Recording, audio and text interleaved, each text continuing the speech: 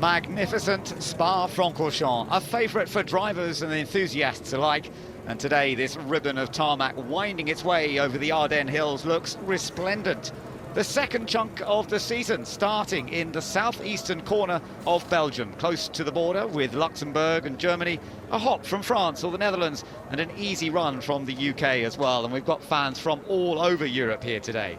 And this is what they all come to see. A 4.3 mile track which experiences an elevation change of 100 metres, corners taken at 180, 190 miles an hour, but also some major overtaking opportunities into slow corners and on the DRS zone leading out of Eau Rouge and up towards Les Combes. The lap is split into three distinct sectors. The first and last put the premium on low downforce and high straight line speed, but the middle sector rewards a high downforce setup. And that's why on the grid today we have different approaches being taken by the teams in how they set those cars up, and even within the same team, as we've discovered, with Jensen going one way with the low downforce setup and Lewis going for the higher setup. So David, we could see some real contrast in their fortunes as we get into the race. Well, indeed, this is going to be a race of discovery. Every single Grand Prix, you could argue, is that, because it's only relevant to that day in history. But what makes this particularly tricky around this Spa circuit is they've done, I think, in the case of McLaren, a long run of 4 laps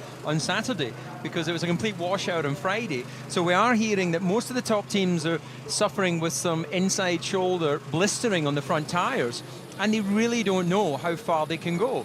The top 10, of course, all have to start on the tyres they qualified, so they have a minimum of 3 laps on those tyres already before going off the grid, fat with fuel.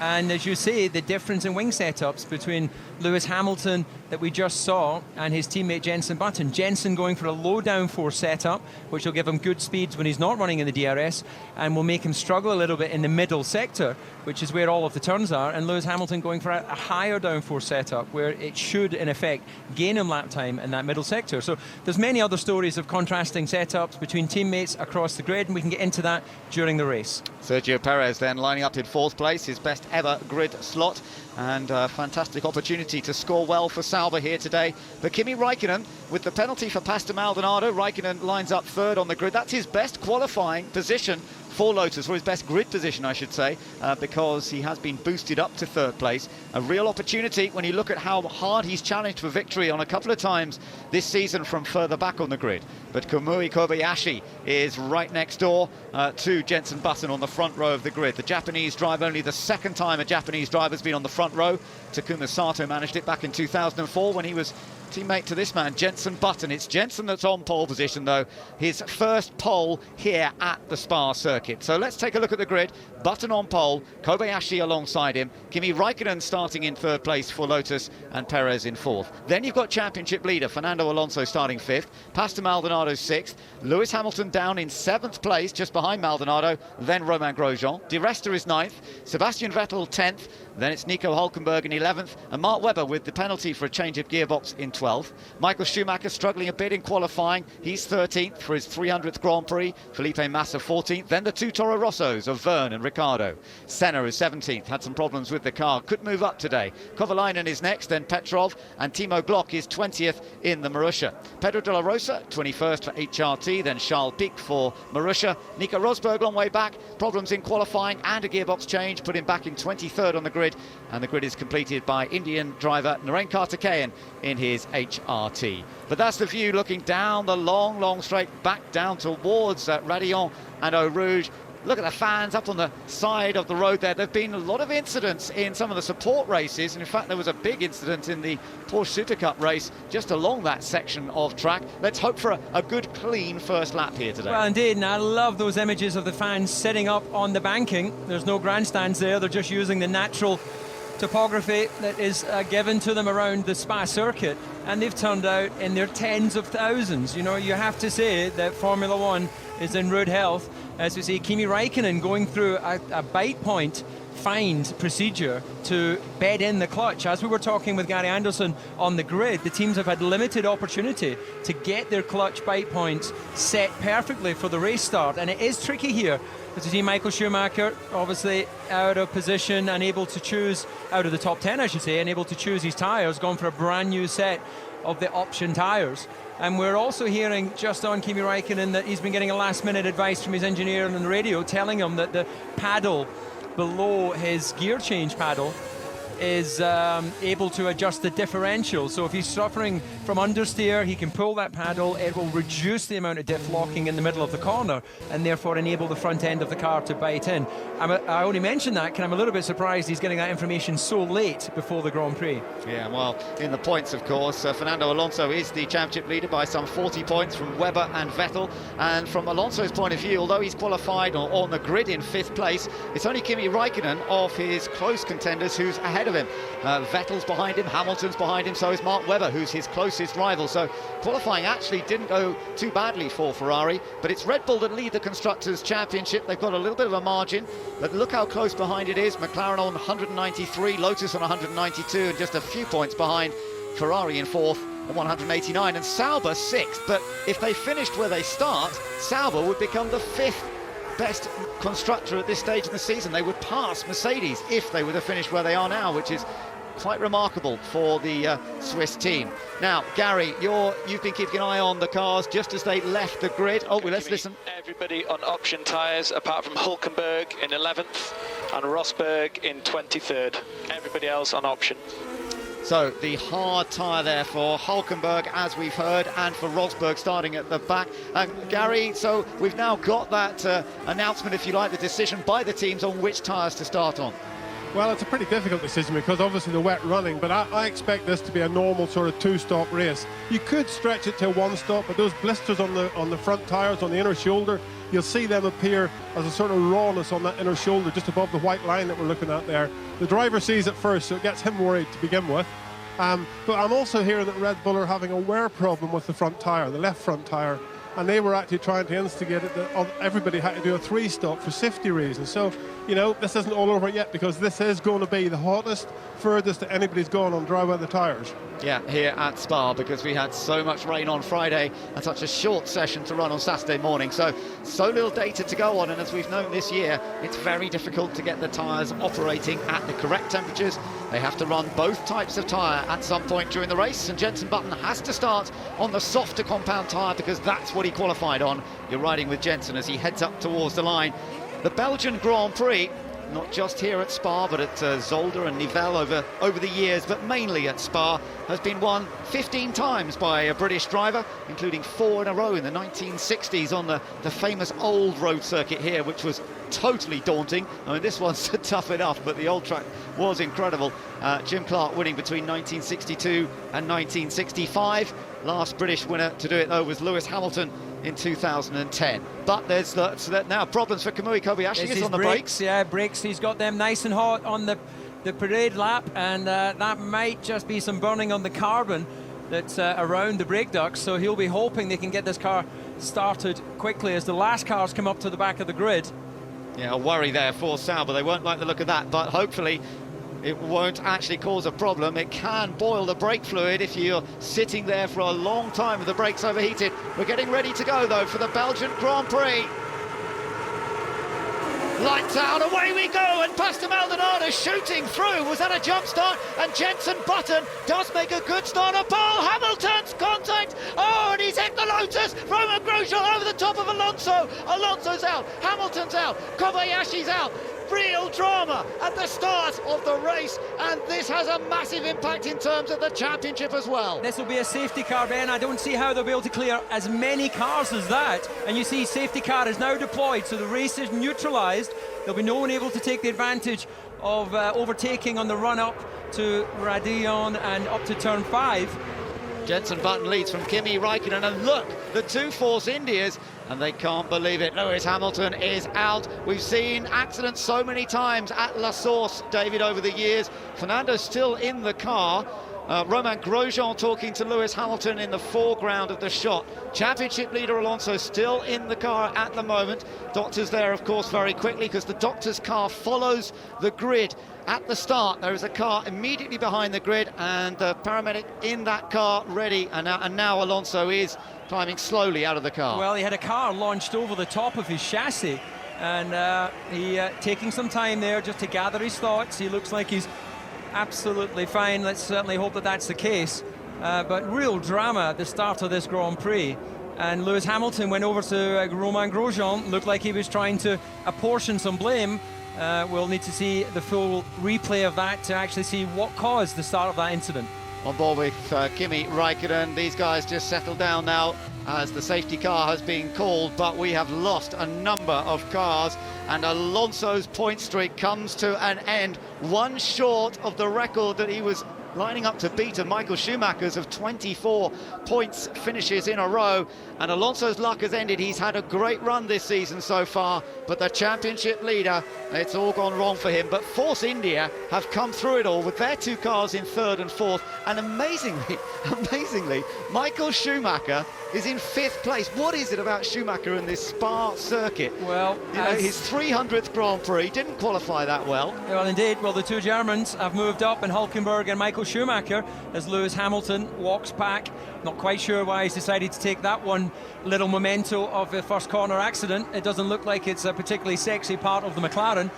And disappointment on the face of his partner. And Sebastian Vettel was one of the losers at the start of that race as well. He's now down in 12th place, but Nico Rosberg up to 13th from the back. Yeah, so let's just run through the order as they are behind safety car. They're going through where the debris is. It's Button, Räikkönen, then the two Force Indias of Hülkenberg ahead of Di Resta. Just coming into the pits, De La Rosa, I think, a couple more. Maldonado coming into the pits as well. But Schumacher fifth. Ricciardo in the Toro Rosso is sixth. Great start for the Australian as Maldonado gets on his way once again. Verne is seventh in the other Toro Rosso. De La Rosa gets going, and poor old Kamui Kobayashi. Gary, you've just seen a bit of action down there in the pits. I mean, this is not really what we want to see at the start of a race, is it? No, it's not, and obviously taking out the three contenders there, it's obviously dilutes it a little bit, but it's about trying to make up those places. I don't know, we need to see it again to see what really happened, because Lewis seemed a bit ambitious, but I must admit that Kamui Kobayashi did look as though he was very slow off the line and caused a little bit of confusion there, so we need a replay of that before we can make any judgments. Yeah, fair enough. And just a quick note that Perez is out as well at the start. So let's take a look at it, David. It looked like Maldonado went very early. It was either cat-like reactions or a jump start. And let's just look for the action. We've got Lewis Hamilton. It's trying to get past Grosjean. He gets pushed over onto the grass, and that triggers the rest of the incident. You can see there you go, Maldonado either getting an amazing reaction. Let's just look to the left of screen. You see Romain Grosjean coming across into Lewis Hamilton, and that triggers the incident, and Grosjean went across the top of the chassis of Fernando Alonso. Once again, Maldonado, it looks like it just was simultaneous with the lights going out, so we'll continue to watch that. Grosjean comes across, Lewis isn't being fazed by that at all, and then it all kicks off, and the result is a lot of expensive damage. And both Saubers involved in that, and look, it all starts. Perez was the first one hit, launched over the top of Alonso. Kobayashi was just on the outside, trying to stay out of the way, and got clouted for his efforts and managed to restart. This is on board with Kobayashi. Talk us through this, Well, Dave. you can see the result of his poor start, and as we were highlighting some of the issues here, he keeps out of trouble in the run into the first corner, and then all hell breaks loose, and he was just an innocent victim. The result of the contact. And here from Lewis Hamilton, watch this, he's going straight, and a watch for Romain Grosjean coming across. They touch, and then from that moment on, it's in the luck of the racing gods. And I have to say that the stewards will be taking a good close look at that. Romain does come across very quickly. Because this is, I mean, Alonso, it goes right over the top of Alonso. Trying to think what this looks like. Well, that is the inherent danger of Grand Prix racing. The driver's head is exposed, and once again, Formula One can sigh a big sigh of relief, because that was oh so close to coming down on the top of the Ferrari's chassis. And you see if Sebastian Vettel trying to piece his way through the debris, and that's where he lost all those places. Carbon is particularly an issue, all those splinters of carbon. They need to clear it up to avoid any risk of the drivers picking up a puncture. And the teams do have sensors which will tell them what the tyre pressures are, what the tyre temperatures are. So the drivers will be in communication with their engineers, trying to keep heat in their brakes. They'll be in an engine mode to save as much of the fuel that they can, so they can run more of let's say, the qualifying mode of the engine later in the race. Just look at the debris all over the place. It looks like a Formula One scrapyard. You saw Romain Grosjean talking to the team. Do you blame Grosjean for that? I mean, was he cutting across too much there? You have to be very careful and change of direction at the start of a Grand Prix, because you cannot know where all the cars are around you. You have to presume you have a car beside you. I would always take the view that you move slowly and deliberately. So, of course, sometimes you have to take a reaction to a car in front of you. But to me, it didn't look like Grosjean was reacting to someone suddenly braking in front of him. It just looked like he saw a gap, an opportunity, and cut across. Arguably, you could say that once Lewis saw him coming over, maybe he could have reacted to that. But certainly, you've got to say at the moment, it looks like Grosjean was just too aggressive in his change of direction. And Sergio Perez shakes his head as he walks back to the Sauber garage. He's out of the race. His teammate Kobayashi is right at the back of the field. And from a wonderful Saturday at Spa, it's gone horribly wrong for Sauber here today. And you have to feel for that team. They had such an opportunity to score points. And as I mentioned, maybe even past Mercedes in the Constructors' Championship. Another view on board with Lewis Hamilton here. Maldonado's start was incredible. So anyway, Lewis Hamilton taking a straight line. You see Grosjean coming over. Now Lewis has a small moment to make a decision there, a decision either to lift, because he's not going to trust what the Grosjean's going to do, or hold his position. He took the decision to hold his position. He got squeezed further by Grosjean, and then there was unavoidable contact, and then the rest triggered from there. Gary, just want to bring you in on this. I mean, that accident, it just looks horrific. We've got another view of it here from onboard Fernando Alonso. But as David was saying just now, the advances over the years in driver safety, I mean, this is almost a demonstration of that, isn't it? Yes, it is a demonstration of that. But as David says, the one thing that still stands out is the driver's head. And we have been very lucky again. But, again, agreeing with David there on Grosjean coming across, Lewis didn't really have anywhere to go. If he went off the track any further, he'd go on the grass, and that's not really where you want to get to. So it's one of those sort of things, I think, a bit of a racing accident, but more care and attention from Grosjean wouldn't have done any harm. Well, hindsight's a wonderful thing, and I'm sure as Grosjean stands there with his engineers, he might wish he'd made a different decision. You certainly, you're not going to win a Grand Prix at the first corner, but you can certainly lose it. And well, unless Monaco, and then you can just weave for the rest of the race. But in Spa, it's easy to overtake. Okay, Kimi, tyre temperatures are starting to drop again, so we need to put more work into front and rear, please. Front and rear tyre temperatures. Well, the Lotus team is still hard at work. We are good on fuel. He can use fuel to warm up the car. Use fuel to warm up the car. And Sebastian Vettel getting some instructions too as he follows round in 12th place. So he really had to back out of it and pick his way through the debris. And so therefore he's down in 12th, but as you said, Rosberg came up to 13th. Other ones, of course, that lost out, Maldonado with that jump start, and then, well, we didn't know it wasn't jump start, as you say, it was just a quick start. Replay of Lewis when he got out of the car, presumably going to Romain Grosjean. Yeah, he was tapping the side of the head, international signal of, what are you thinking? I think you're a nutter. And they'll be exchanging views as to who was to blame. Very difficult when they don't have the benefit of replay as we go on board with the safety car. Both look very relaxed, sitting inside their air-conditioned SLS. Not quite the same for the Grand Prix drivers, of course. But one thing, Ben, that this does change, of course, is the ability on strategy for the teams to try and get to a one-stop this afternoon. Of course, you're putting laps on the tyres. Every single lap, you're adding 7 kilometres. But you're not taking anywhere near the energy, or not putting as much energy into the tyre and taking as much life out of that tyre. So I'd be interested to know from Gary whether he would agree that this may play into the hands of a one-stop this afternoon. Yeah, I mean, it was quite close to doing one stop. The only problem will be if the blisters start to appear. But as far as wear is concerned, I don't think there's too big a problem doing one stop. You just have to look after them when the car was at high fuel load.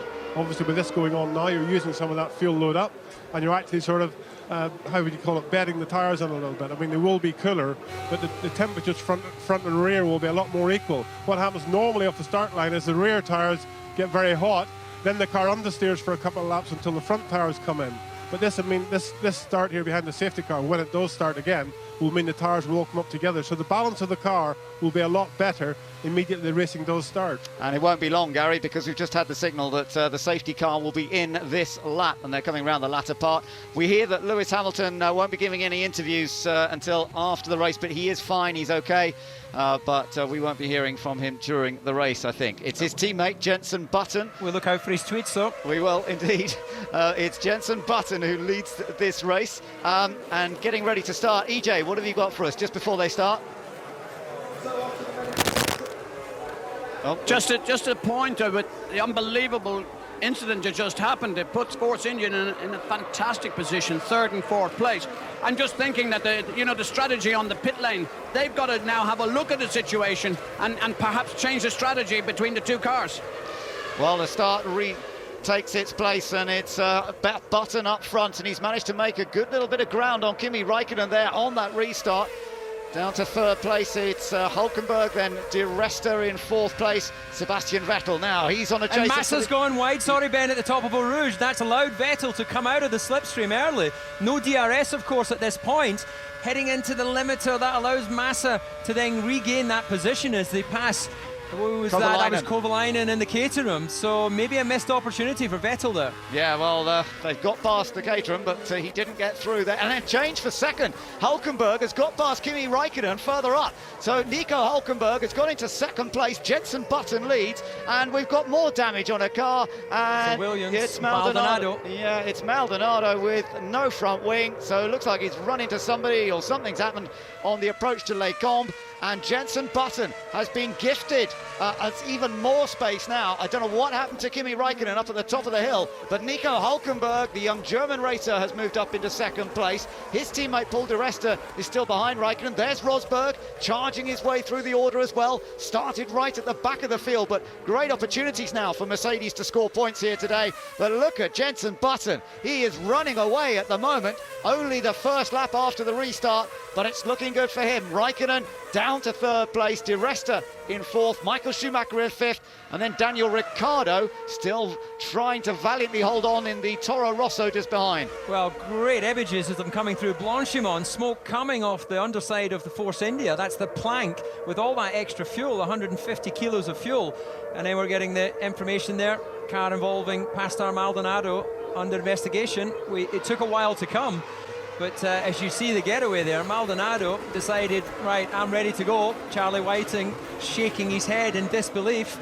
And it just doesn't seem to work out for Maldonado as we rejoin them leaving La Source. Yeah, Webber in 9th place, then Massa in 10th, and you're on board with Vettel in 11th place. So the two Red Bulls sandwiching the Ferrari, and Ferrari's hopes of scoring some points lie with Massa here. And again, Massa was wide at the top of Radillon, and Vettel's got a good run on him through the DRS zone, but out of top speed. Meanwhile, there was a change as Schumacher got past Di Resta just ahead. Michael Schumacher's got up into 4th place, so changes happening up at Les Combes. Look, there's Hulkenberg in 2nd, Räikkönen in 3rd, and Schumacher now into 4th. Well, this is his 300 Grand Prix. It was looking not so rosy after qualifying, but Michael Schumacher delighting his fans, racing his way on the track he calls his living room. And that'll put a smile on the Mercedes team. They've been struggling. They had to change the KERS unit on his car just before the Grand Prix. They normally reckon it takes about an hour to do that, Ben, but they did it in about 40 minutes. So that's the power of teamwork. On board with Mark Webber, he's chasing Bruno Senna. Watch Senna's car just at the top end of the track. The back end of the car looked a little bit as though it was sliding around. Looks neater and tidier here. Of course, the other Williams is out. Bruno Senna, the only Williams still remaining in this race, and right now it's ahead of both the Red Bull of Webber, the Ferrari of Felipe Massa, and another Red Bull in the shape of Sebastian Vettel. Rosberg is behind them in 12th position. Then it's Kovalainen, Petrov, Carter Kane is 15th ahead of Kobayashi, who's trying to climb back up the field in the Sauber. So it's nice to see that Alonso's okay. He's out of his car. He's back in his resting seat in the back of the Ferrari pit garage. A frightening start there. Nothing Alonso knew about it until he got hit and climbed over by other cars.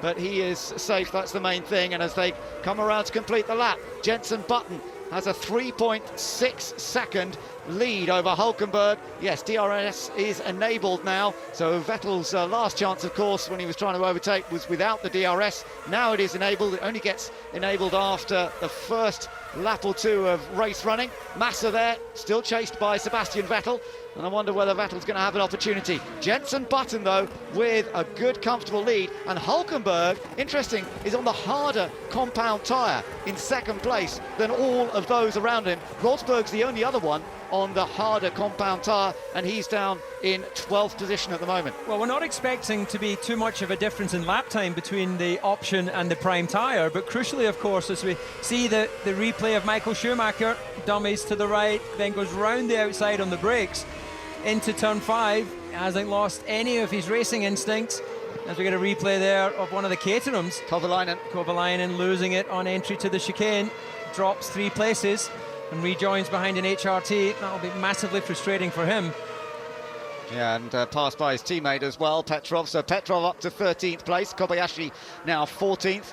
As the discussions continue, the championship leader, he will still be the championship leader going to Monza, whatever happens here, because he had that much of a margin. But I guess he had to have a non-finish at some stage. He hasn't had a non-finish yet this year. And as we say, came so close to matching that, or beating that record of Michael Schumacher's 24 consecutive points finishes. But it's not to be, and Alonso is still to win at Spa. It's something he's still going to have to work on again next year. Raikkonen looks to be struggling with front locking, so opportunity there.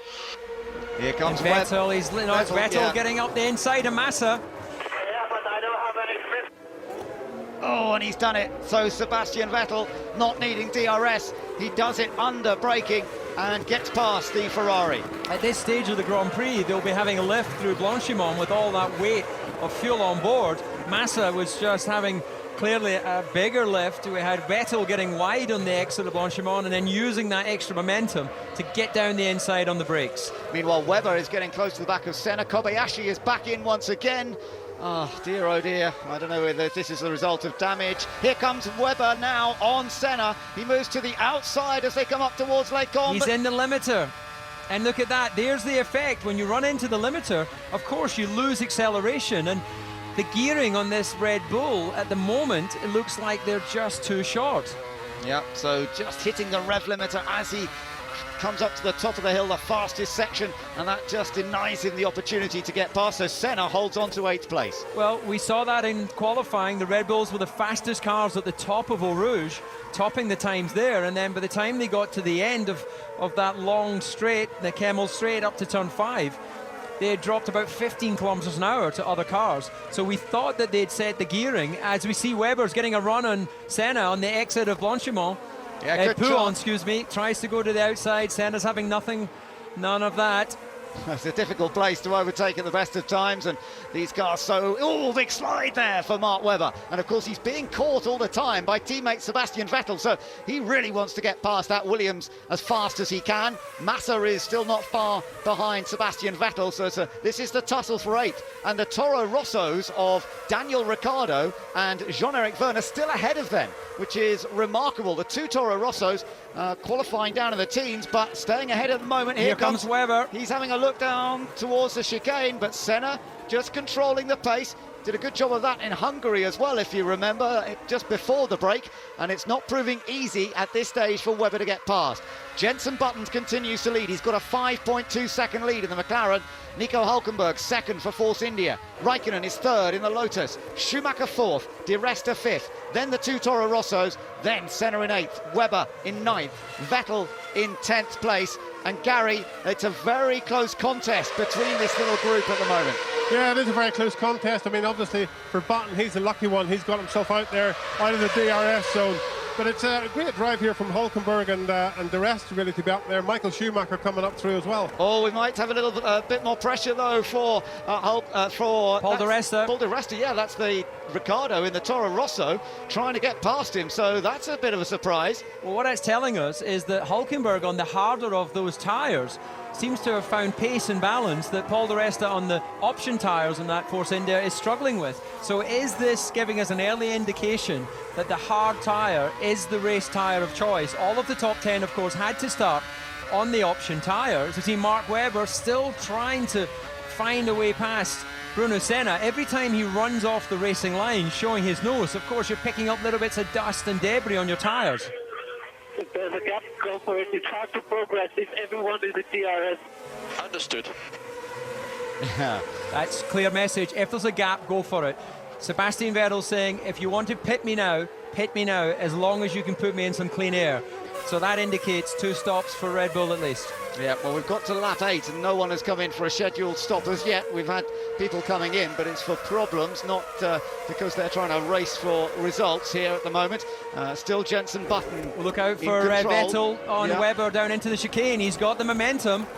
So he's having a look. You're currently pulling away from the field at more than half a second a lap. The 2 and Red he's going Bulls to manage side by it. side, and Vettel's got through.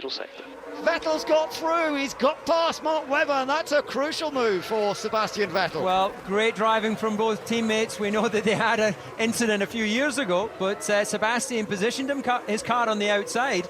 Mark could have done the dirty and squeezed him, but he left enough room, and they fought it out on the exit of the chicane. So let's have another look. Side by side on the way in. Yeah, so Mark could have squeezed at this point, but he sees Sebastian's alongside him, gives him the space. Actually, Sebastian cut Mark's nose off a little bit on the exit when you consider that Mark was very compliant in the middle of the chicane, and we see Ricciardo's through. Yeah, Ricciardo passes Di Resta. So Daniel Ricciardo and the Toro Rosso, they seem to have found some great pace with this car, and he's up to 5th position. Di Resta, though, struggling somewhat.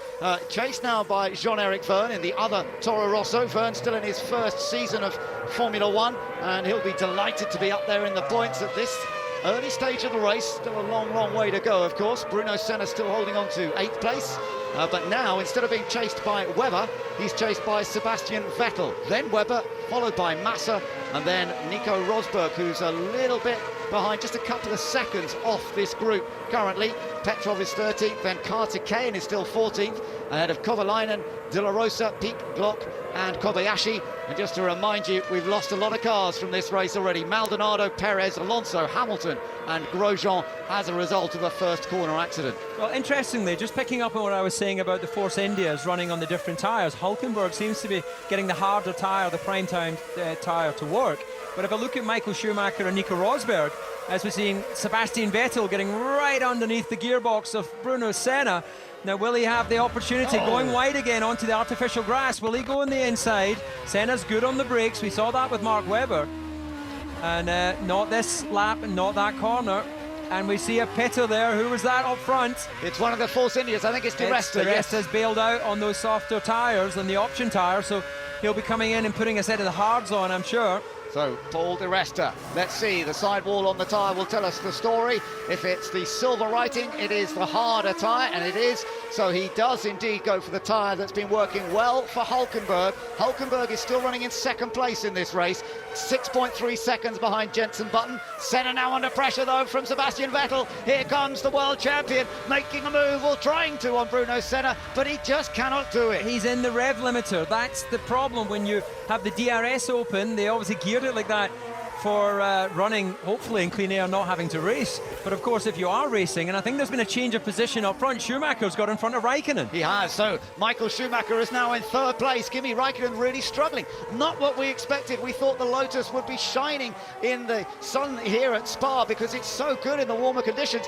This is how Michael has done it. It's up towards Lane Kuhn, round the outside. It was side by side, and Kimi, fair dues to Kimi, he put it over the curb to keep out the way. Well, Michael with DRS open, Kimi goes defensive, good clean stuff, and then when they run into the corner, I'd love to see it from Kimi's on board. As we rejoin, Vettel still chasing Senna. That allows Mark Webber to get back under his gearbox. So Michael Schumacher back into a podium position here, as he's had but one podium since his return. This Spa circuit and him have such an amazing relationship. 6 times a race winner here. It's 20 years ago since he took his first ever Grand Prix victory, and it was here at Spa. And Michael Schumacher now moving up into 3rd place, and Kimi Raikkonen apparently struggling a little bit with the Lotus. Jenson Button continues to lead this race, though, as you watch Bruno Senna there in 7th. Sebastian Vettel right behind him, then Mark Webber, chased by... Mark Webber's in. Yeah, Webber in, and so Red Bull now going for the stop. So 11 laps completed, and in comes Mark Webber. Let's just see how slick the stop is from Red Bull, right up at the top end of the pits there, and Kimi's in as well. Yeah, Kimi in as well, so Raikkonen, who's been struggling there, and a good stop by Kimi Raikkonen's team, and both going on to the hard tyre. So they also look to prefer that tyre, and coming out ahead of Di Resta, and Di Resta now finding himself behind Petrov after having made his pit stop last time around. So now Paul Di Resta trying to get past that Caterham through Eau Rouge and up towards the DRS zone. It should be an easy pass on that Caterham. The straight line speed of the Force India is significantly faster. The Caterham doesn't even bother weaving to the inside to defend. He knows he's only going to get dirt on his tyres. He's not in the same race. Technically he is, of course, but in terms of outright performance. And here we see Vettel. Will he bail from trying to overtake Senna? Is there clear space on the circuit tracker for the team to drop him into an area? Okay, Kimi, we need to push now, make the most of these fresh tyres. Other cars will stop around us. Other cars will stop around us now. We need to keep pushing. And they'll also be hoping that the car works better on that harder tyre than it was perhaps on the softer compound at the start of the race. Little slide there from Sebastian Vettel as he continues the chase of Senna. The car moving around a little bit on him now. You can see he's fighting it a bit more than he was. He is working the wheel hard, and it'll all come down to what is the second sector time of Mark Webber. That'll give an indication of fresh tyres and running in clean air versus where we are with Sebastian. That'll trigger Seb coming in as Raikkonen responds to his team instructions and goes fastest of all in the middle sector. Mark Webber, a 53.3, Sebastian staying out his middle sector with a 54.6, so this is losing him track time. He will come out behind Mark Webber by the time they pit him. Daniel Ricciardo's just come into the pits. Felipe Massa. And there's going to be contact there. It was so slow, Senna, on the turn into the apex. It was tight, wasn't it? Felipe Massa sent on his way once again, and Daniel Ricciardo, who's been running so strongly for Toro Rosso, but can they maintain that kind of level? And Mark Webber now still trying to pick up the speed as much as possible. Petrov has just come into the pits. Sebastian Vettel still trying to close up to the back of Bruno Senna's car, but not enough to make a move as they come up towards Les Combes. This is a great example of straight line speed versus car balance and downforce. You can see the Red Bull closes up in this middle part of the lap. This is the middle sector, and the Red Bull has a lot more grip. Look how wide Senna's going. Yeah. But yet once we get onto the straights at the end in the last sector, and of course up through Eau Rouge in the first sector, that Williams is just set up perfectly to have great straight line speed. And it's all the contrast here. You can gain a second through this middle sector with a high downforce setup like Sebastian's got, but you can gain a half a second on the first sector and a half second on the last if you've got the low downforce setup. Now Sebastian is losing time here to Mark Webber, so he will come out behind him. We see a replay of something here. It's just the amount of brake dust coming out of that Williams front brakes, and that could just be an indication of the type of cooling ducts they have on there rather than anything to be too scared of. You see Petrov, was there an issue at this pit stop? Oh, that was slow, wasn't it? Very slow getaway. It was all about the getaway. It did. It looks like he had an issue getting the car in gear as Vettel once again out of Blanchimont, going to the outside, down into the chicane. This is where he passed Webber. And he's going to do it. Sebastian Vettel goes round the outside of Senna if he can just finish it off. Yes, he does. He sort of moves back over to make sure Senna doesn't shut the door. And Sebastian Vettel moves into what is now fifth place, because Hulkenberg has just come in the pits. So Nico Hulkenberg in from second. It means Michael Schumacher is now second in this race to Jenson Button. Button's still out there, but Hulkenberg in and back out on the softer compound tyre. He's got to use that tyre at some point, but he's decided to use it now. Well, it's an interesting decision by the team. They will be getting ultimate feedback on just how his car performs on that tyre. And Vettel, he did this successfully once with Mark Webber, once again does it with Senna. Senna very fair as they come to the second part of the chicane. Now, it looks to me that Sebastian needs to try and take these tyres as long as he can. Look at this, the extra speed he carried through Blanchimont. And then it's battle of the braking. Senna leaving him just enough room around the outside, and of course that becomes the inside at the second part of the chicane. Now Ben, I've tried to finish this sentence a few times now, but it seems to me that if Seb, as you see Rosberg's being hounded here by Raikkonen, who's on the fresher tyres, I will finish what I'm trying to say. Vettel has to try and go as long as he can on these tyres now to try and see if he can eke it out into doing something different. Because if he now just does another couple of laps and then pits, he'll come out behind Mark Webber, and all that extra effort to pass Senna isn't going to really do much for him, because it'll still be too long of this Grand Prix for him to be able to do one set of tyres based on the wear rates the teams were projecting before the Grand Prix. Well, Kimi Räikkönen is going quickly, as you say, behind Nico Rosberg, but the other Lotus is out, of course. It was involved in that first corner accident, and Lee is speaking to Romain Grosjean. Romain, firstly, please tell us the view from your seat. Well, a good start, then a big boom, and then nothing anymore. So I don't know, I haven't seen the image. I need to see them to have a point of view, but main thing is that we are all okay, so that's the most important. Do you think you moved over too quickly? I don't know, as I say, I haven't seen the footage so far. But you're okay, you're fitting well. Yes. Romain Grosjean involved in the first corner accident that took out Fernando Alonso and Lewis Hamilton as well. But we have a race on our hands here today, and Sebastian Vettel coming up behind the Toro Rosso here of Jean-Eric Vergne, and this looks as though it should be a fairly straightforward pass as he comes up out of Eau Rouge. He's got in front of the Toro Rosso. That shows how comparable the cars are. It's not easy, and here comes Raikkonen on Michael Schumacher. on Rosberg. Yeah, on Rosberg. This was further down because he's still coming up through the order as Raikkonen after making a relatively early pit stop compared to some of the others.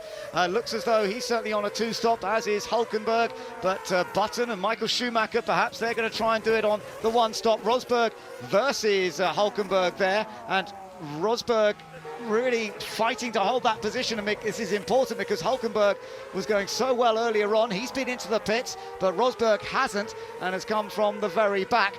Gary, let's just have a think. I mean, the contrast in going for two stops versus one stop is going to be very interesting as we go through this race. Well, it can be, and we're at lap 15 right now, so halfway of the race is lap 22. But Sebastian Vettel and Michael Schumacher have just done their fastest lap of the race on these tyres. So obviously the softer tyre is lasting if you're driving it and looking after it well. Jenson Button hasn't really lost anything worth talking about. He's only a tenth of a second slower, so the tyres are being a lot more durable, I think, than people expected. Jenson Button's lead over Michael Schumacher is 11.6 seconds. We're looking at Nico Rosberg in the other Mercedes, who's under pressure here from Nico Hulkenberg. The two Nicos going at it. Mercedes versus Force India. Both have the Mercedes power unit in the back, and Hulkenberg going right round the outside, but from too far back. But he's trying to sucker Rosberg into a little mistake. Rosberg knows what to do with that, but he is slow off. Yes, you're right. And he'll use his cars. Hulkenberg on the outside will try and do it, but of course Rosberg has the inside line. No, Hulkenberg has completed it. He's got more grippy tyres at the end of the day, and it makes it reasonably straightforward. Oh my goodness! There's contact. That is definitely an unsafe release from the Caterham team. You can see Kovalainen gets released and clips the back of the HRT, and there is a rule in place. You can't release your car if the car that's in front of you in the pit lane has crossed a certain point in the pit lane. So a mistake there from the Caterham crew. Well, that was a bit of a shock in pit lane for those guys. Looks as though everyone was okay. It can be frightening, of course, when cars make contact in pit lane, but it was a fairly minor brush in the end by the looks of things, but there will be consequences, of course. Now, Nico Rosberg, he's lost that place to Nico Hulkenberg, and now he's got Ricciardo behind him. Box this lap, Bruno. Box, let me know front wing. We're going -1 at the moment. So Bruno Senna's managed to get to lap number 16 before making his pit stop. They would have liked to have got a little bit further. If they could have just got a bit further, maybe they could be definitely on a one stop. It might be a bit marginal still. Here comes Daniel Ricciardo, the Australian, really moving around in his attempts to get past Nico Rosberg, seeing this as an opportunity to try and score some points for Toro Rosso, which has been a long time since we've seen that. Just looking at sector times, Sebastian Vettel currently running in third place, just on his personal best middle sector, which is a good indication that those tyres are still working on his car. Here comes Ricciardo. And here you can see Ricciardo. It's going to be an easy pass, if there is such a thing, at 200 miles an hour on the run into Blanchimont. And Rosberg, no choice but to lift out, and he'll be under pressure now from the Red Bull. Is going to go round the outside. Webber is going to do to Rosberg what Vettel did to him. Yeah, and so Mark Webber with newer tyres on as well. He's been into the pits, as has Ricciardo. making full use of that extra grip as they come along. And Bruno Senna now into the pits, as we heard he was called. And so Bruno in for the tyre change. Fair bit of brake dust around. We saw that. Gary, a little surprised to see brake dust from that Williams, bearing in mind this is not a hard track on brakes. Well, it's not a hard track on brakes, but there are two very, very big stops. One at Lacombe at the end of the straight after El Rouge, and one at the bus stop. So although the brakes get time to cool down, definitely those big stops can catch you out. And with the wet weather here, not a lot of people have got a lot of running, so that's worrying, that brake dust, I have to say.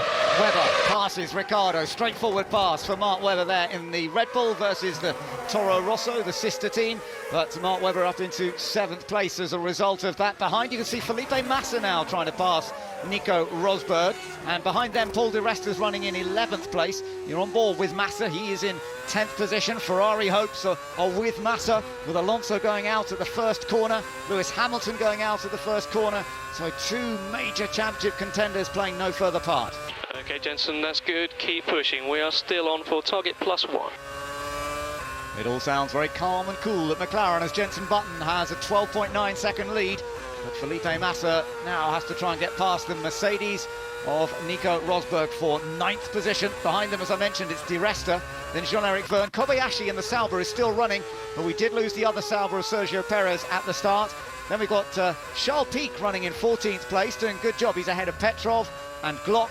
Kartikeyan, who sadly lost a fair bit of time in that incident in the pit lane. De La Rosa's still running, and Kovalainen is still running, but they are investigating the release of his Caterham from the pits.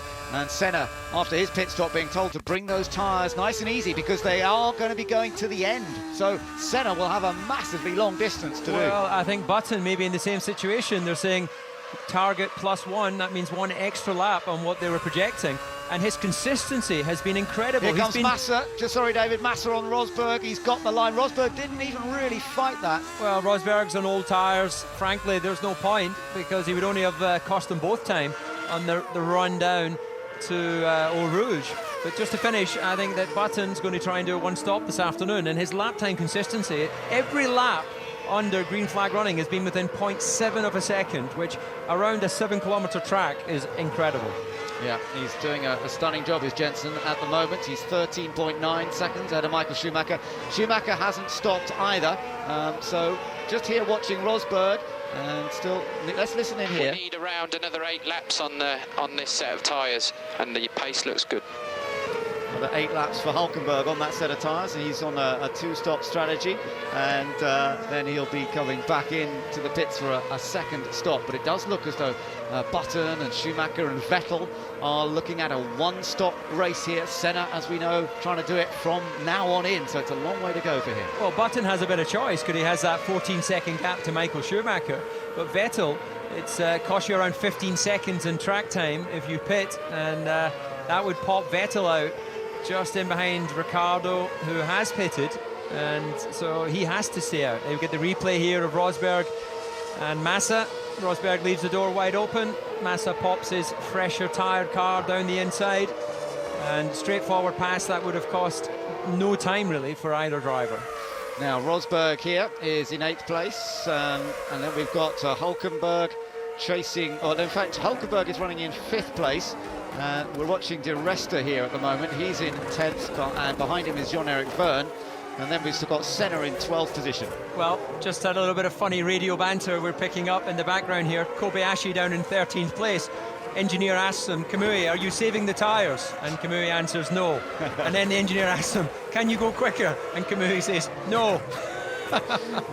Lovely Great stuff. And poor Kamui Kobayashi, who started on the front row of the grid and looking to try and get a podium, become Japanese driver to finish on the podium. It's only been done a couple of times before, but all went wrong for him. Nothing he could do about it, except he did make a poor start, which didn't help because it got him into the mix of the fray when it all went wrong, and he got clouted. But the car is still running. Now, let's just keep an eye on this little group as they come up the hill. Rosberg still 9th, Di Resta in 10th, Jean-Eric Vergne in 11th place. Further up ahead, it's still Button leading from Michael Schumacher. Vettel is in a threatening 3rd place. Vettel's lap times not any significantly quicker than the guys ahead of him, but you've got got to always wonder when Sebastian Vettel gets up as high as third, whether the likes of McLaren are going to start getting a bit worried, and they're all looking at a one-stop race. There you are, on board with Jenson Button. And Gary, I know you're keeping an eye on the lap times, and you're just seeing that Vettel's going quite quickly, isn't he? Yeah, just looking at it, I mean, Button is, as David just said, fantastic. He's very, very stable as far as lap time. And whenever they're talking about that, it'll be schedule +1. I think they're talking about the fact that the safety car meant the tyres will go that little bit further, so he can get another racing lap out of it. But yeah, Vettel, Michael Schumacher in front of him. Oh, look at this, Vettel having an attempt to get past Schumacher. Schumacher locks up side by side into the chicane, and Schumacher comes in. Oh my goodness, he almost took Vettel out by coming into the pit lane then. Well, remarkable stuff. That's one of the difficulties with the pit lane in here. Vettel tried to cut back across to the right to get a good run on Schumacher out of the chicane, but of course Schumacher fighting for every piece of track position, quite rightly. He goes, I'm coming into the pits, which he had the right to do, and that completely caught Sebastian by surprise. Gary, that's what you were saying. Michael was suddenly losing ground there, wasn't he? Yeah, Michael was suddenly losing ground, and I must admit the team were out here for him coming in, so it wasn't just because Vettel was making a whatever of himself, just to, he was wanting to come into the pits anyway for his tyre stop, so yeah, he was losing ground, 1.4 seconds. But I have to say that Vettel is going quite quick still, with these tyres that he's got on now. What are they, 20 laps old?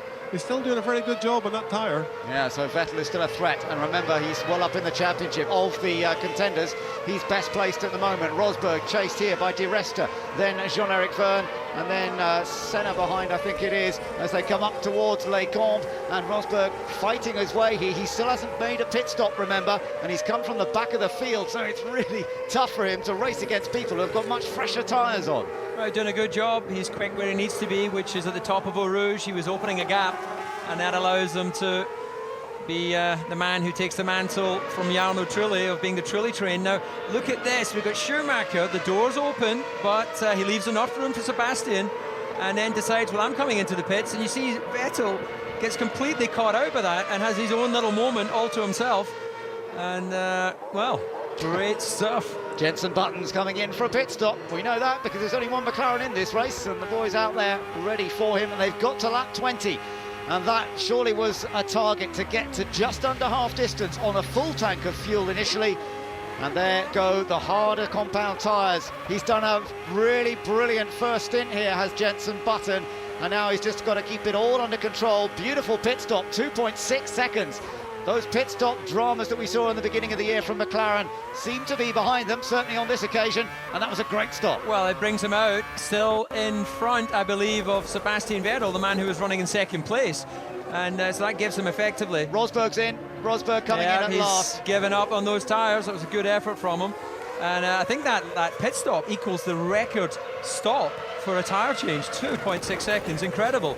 But anyway, Button has come out in front of Vettel, having completed that stop. So that tells you just the level of dominance we're seeing from Jenson this afternoon. Yeah, that is amazing that they got to that point and were able to pit him in and bring him out in front.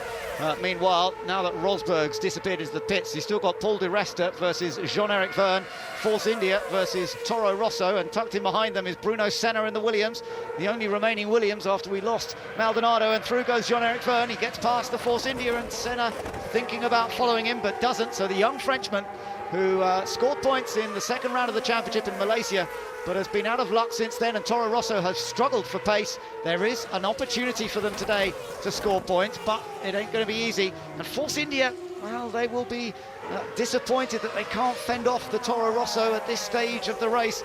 Meanwhile, Hulkenberg, his teammate, is up in fourth place as Paul just runs a wheel onto the dirt there. Button still leads this race, remember. Vettel is in second, and we still haven't seen Sebastian in for his one and only pit stop. Well, Paul Di Resta is struggling for balance on both compound of tyres as we get a replay of Massa cutting the curve at the top of Eau Rouge. 180 miles an hour as they leave that corner, and then DRS open. And it passed Ricciardo there. Yeah, easy pass by the looks of it, so not really sure whether that deserved so much of a slow-mo from the director, but here we go, Red Bull in the pit lane. Yep, so Sebastian is into the pits for his one and only stop. He's on a one stop. We think that Webber's going to be on the two-stop strategy. So let's just see. Sebastian Vettel back on his way once again. Now he's going to drop behind his teammate, but of course his teammate is on a different strategy by the looks of things. 3.7 seconds, a lot longer than the McLaren stop. Yeah, he'll come out nip and tuck with that battle that we were watching. Michael Schumacher, Massa goes through. Does he have enough momentum to stay in front of the Toro Rosso? He certainly has on the run into Eau Rouge, and crucially he needs to carry it up over the exit of Eau Rouge, but the Toro Rosso will be in the DRS activation zone. And so will Michael Schumacher, so I never count him out, and he's tucked in behind them in the Mercedes. As up the hill they come towards Les Combes, a little look around, but no, nobody's going to make a real move of it. And so Sebastian Vettel slots into position, which is now 6th place, but remember, he's going to go through to the end of the race on this set of tyres now. Well, he managed on the softer of the tyres, so it shouldn't be a problem. People are one stop in this, so we need to make a 2-stop work. Nico Hülkenberg just being told how it is all developing around and about him. I hope that's an old message, if the strategy engineer has only just worked that out. Bradley Joyce is race engineer. I'm sure they're fully on top of what's going on. I'm sure that is a little bit of a delay, but when do you tell your driver what's going on? I'm sure there's a bit of psychology in when you tell the guy what's happening. I'll tell you when you tell him, immediately. Okay, fair enough. So Michael Schumacher still chasing down Daniel Ricciardo. Let's run through the order. It's Jenson Button who leads. He's got a 7.6 second gap now over Kimi Räikkönen. So Räikkönen is now back up into 2nd place in the Lotus. Remember how he struggled in the early stages. He is on a 2-stop though, is Räikkönen. So the battle between him and Vettel, for example, is going to be interesting as that develops later in this race. Vettel has dropped down the order now. Of course, he's in 6th place after that pit stop. A new fastest lap from Jenson Button. So those new tyres working well. And Michael Schumacher might have a chance on Ricciardo here, because Ricciardo was slipping and sliding his way out of the chicane there, struggling to get the power down, but not quite enough that Schumacher can get down the inside into La Source. Yeah, but he's pretty clever when it comes to race strategy, so he'll just be positioning himself through La Source, making sure he gets a good run through Eau Rouge. Okay, Jenson, we have looked at the tyres, and plan A is good. Plan A is good. So Dave Robson happy with the way things are going for Jenson Button, and he should be. It's looking quite comfortable at the moment. Pit stop times just confirming that Jenson's pit stop was brilliant. Yeah, Schumacher having a go here at Ricciardo, but he can't get to the inside, and it's a long way around the outside there for Michael Schumacher, so he's still in 8th, getting a little frustrated, no doubt. But a new fastest lap from his teammate, Rosberg, who's been into the pits recently, of course, showing that the pace of the Mercedes on the newer tyres coming together quite well. Mercedes' performance this year has been a bit up and down. Gary, we've seen Mercedes winning in China. We saw Michael Schumacher qualifying fastest in Monaco. Other times they seem to be nowhere. It's quite hard, isn't it, to work out what they can do? Yeah, it is quite difficult to work out. I mean, they always seem to be much quicker in the race than they are in relatively. They're quicker in the race than they are in qualifying. Here we see Senna overtaking manoeuvre on, is that Paul di Resta? Yeah, I think it was.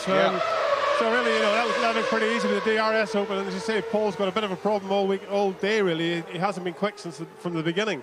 But yeah, the Mercedes, I mean, it is very confusing. I think it's very confusing for the team as well, because what's happening right now is the thing they didn't really expect. They didn't expect to be competitive.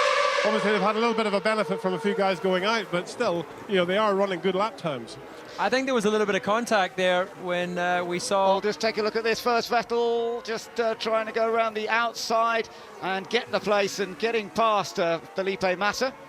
But we've also got an interesting indicator on our timing screens that the pit entry involving Michael Schumacher and Sebastian Vettel will be investigated after the race. Meanwhile, here comes Schumacher on Ricciardo. This time he has got the move made and goes down the inside. So Schumacher still chasing as much as possible and trying to get on terms with Sebastian Vettel. Both those drivers on a one-stop race, and of course Schumacher came in a fraction earlier than Vettel. Vettel might have tyres that last longer, but Schumacher's in a race here. They're also racing for podium spots, remember, because Räikkönen will have to make another stop in this race. So lots to look forward to as we continue to watch them up through Les Combes. We've gone over half distance now, and Jenson Button's still in control. Schumacher versus Daniel Ricciardo here in the Toro Rosso, but of course Ricciardo, having lost that place, he now has to watch from behind, because about 6 seconds behind him is his teammate Jean-Eric Vergne. Well, bit of oversteer as he went into the apex. It's a difficult turn. Turn 8, you drop down the hill, and you can see just how much time he's losing relative to the Mercedes in that section of the track. It does look like Mercedes have found some race pace this afternoon, and it's not going to worry the podium, I don't think. But I think just coming back to what we saw with the Senna Di Resta overtake. Pace is looking good, Nico. Pace is looking good. I think there was contact, a little bit of contact, so we'll look and see if there's any damage in Paul Di Resta's wing. But that's a reassuring message, isn't it, from your race engineer? Nico Hülkenberg running in 3rd place as we join our race leader, Jenson Button. Difficult to imagine anyone getting close to him this afternoon. He's Mr. Consistency, and he also happens to be the fastest man out on track. Yeah, 154.8 on that last lap. The fastest we've seen outright is a 154.6 from Rosberg, but so Button very much on the similar kind of pace, flashes through Eau Rouge. And Jenson Button won the opening race of this year, and at the moment he's looking very good in the first race of the second part of the season. But Vettel's just done a fastest lap there, 154.3. Oh, there's still quite a long way to go. There's still quite a long way to go.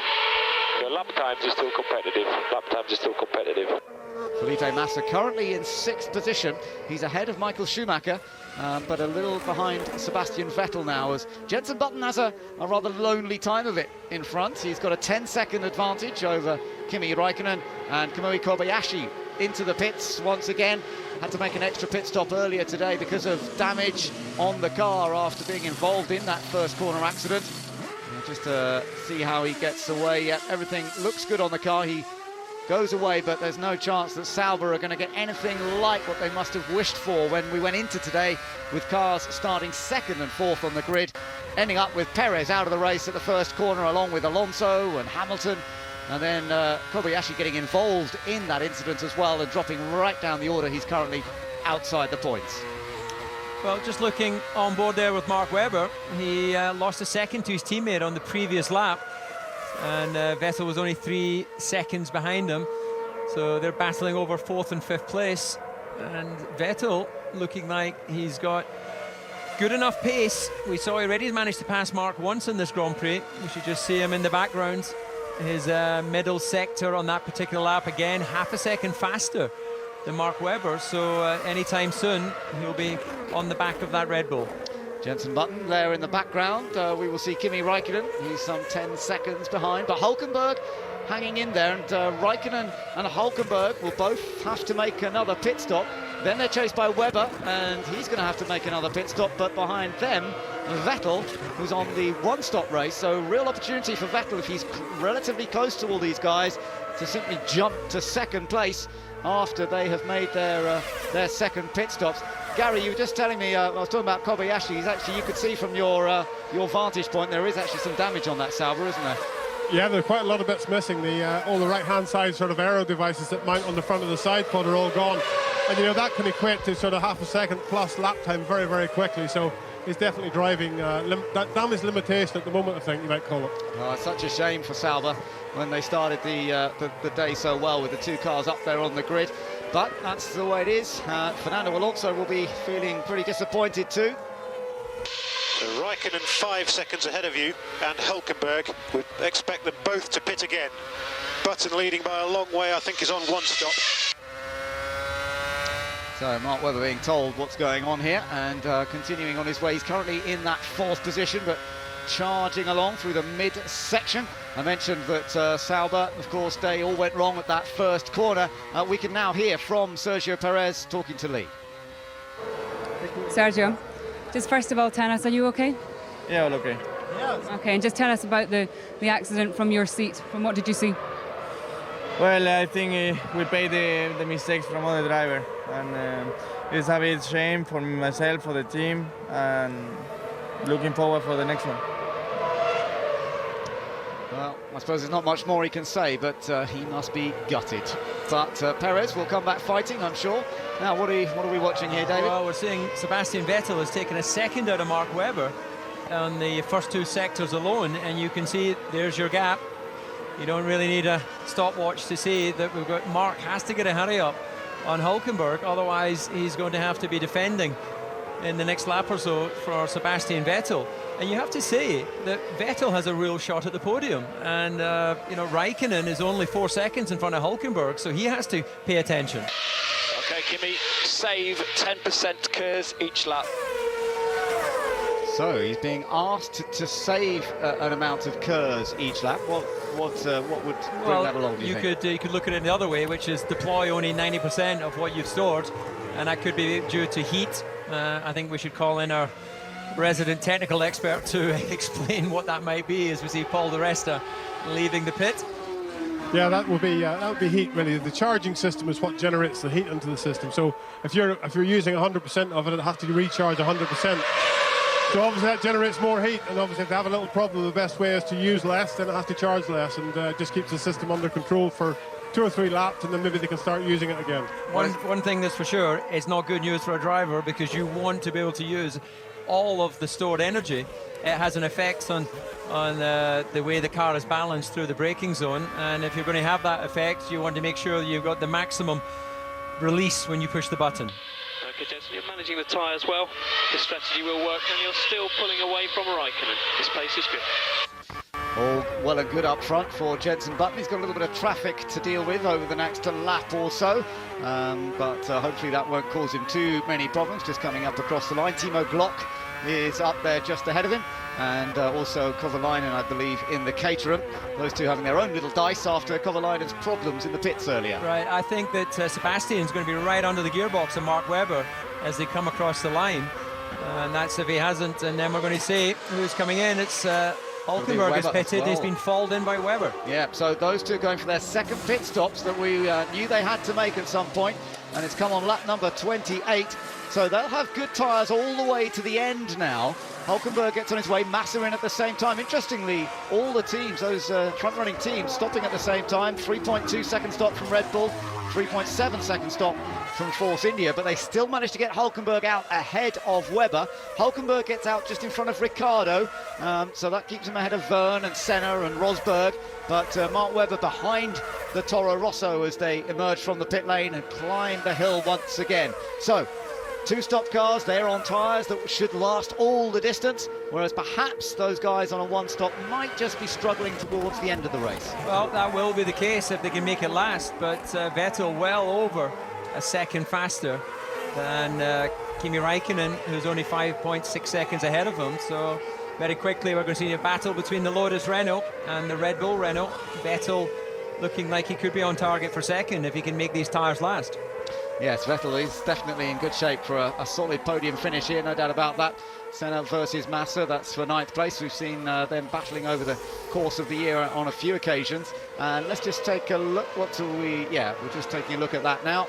Senna on the outside there, Massa on the inside. The two Brazilians giving each other plenty of space. And no problems at all. Interestingly, Hulkenberg and Webber both took the harder compound tyre. They're on 2 stops. Hulkenberg started on the harder tyre, went to the softer, has gone back to the harder, so it would seem to be the favoured tyre to get to the end of the race and provide good pace. It's the harder compound Pirelli tyre. So now just take a look at the replay of the pit stop here. Mark Webber, the release. Well, marginal, but didn't seem to impede the Ferrari too much, if at all. Yeah, a little bit of reaction from McLaren as well. Raikkonen. So Raikkonen been in for his second pit stop. Now this really gives us an idea everybody is and how things begin to shape up for the closing stages of the race. Rejoining now, he's behind Michael Schumacher, on board with Felipe Massa, who's still dicing here with Bruno Senna. They're behind where we just seen Raikkonen rejoin, and Massa going very wide on the exit of La Source, but there's not really any way down here. We did see Mark Webber pull off an incredible move down here last year, but I don't think Massa's about to do that on Senna. Well, he's in the DRS zone, so you'd expect the Ferrari to be able to deploy that.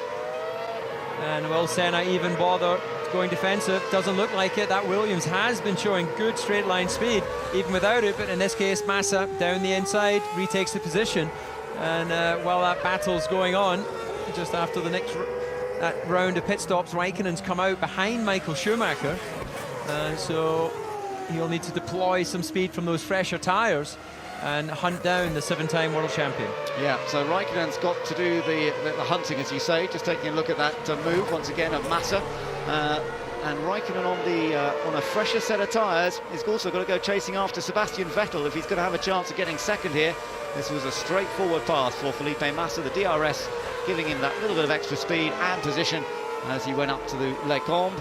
And that's 8th place. Ricciardo has just been into the pits, back out again in the Toro Rosso, just hanging on in maybe in the top 10. We'll see that when they come back past us. Meanwhile, Hulkenberg versus Webber. This is for 5th place at the moment, and this is genuine race for position because they have both now made their second pit stops, and it's all about racing to the flag and who's faster than the other. And you would expect the Red Bull to be quicker than the Force India, you have to say. Well, as we get that back shot on the camera, you can see Raikkonen and Schumacher just up ahead.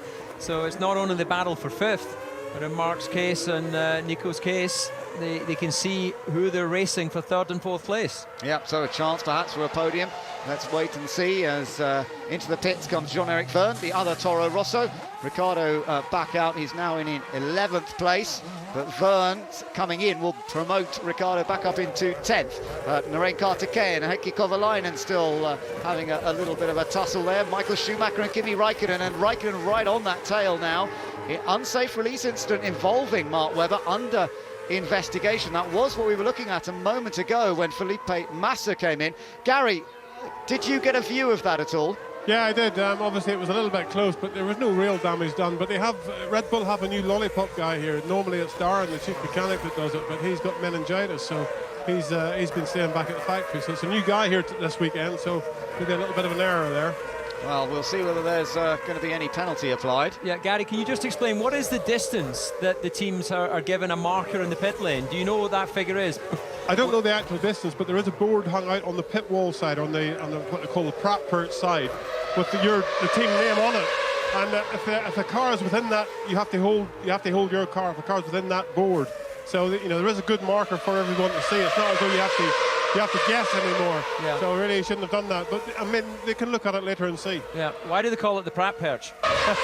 Well, there's quite a lot of people sit out there.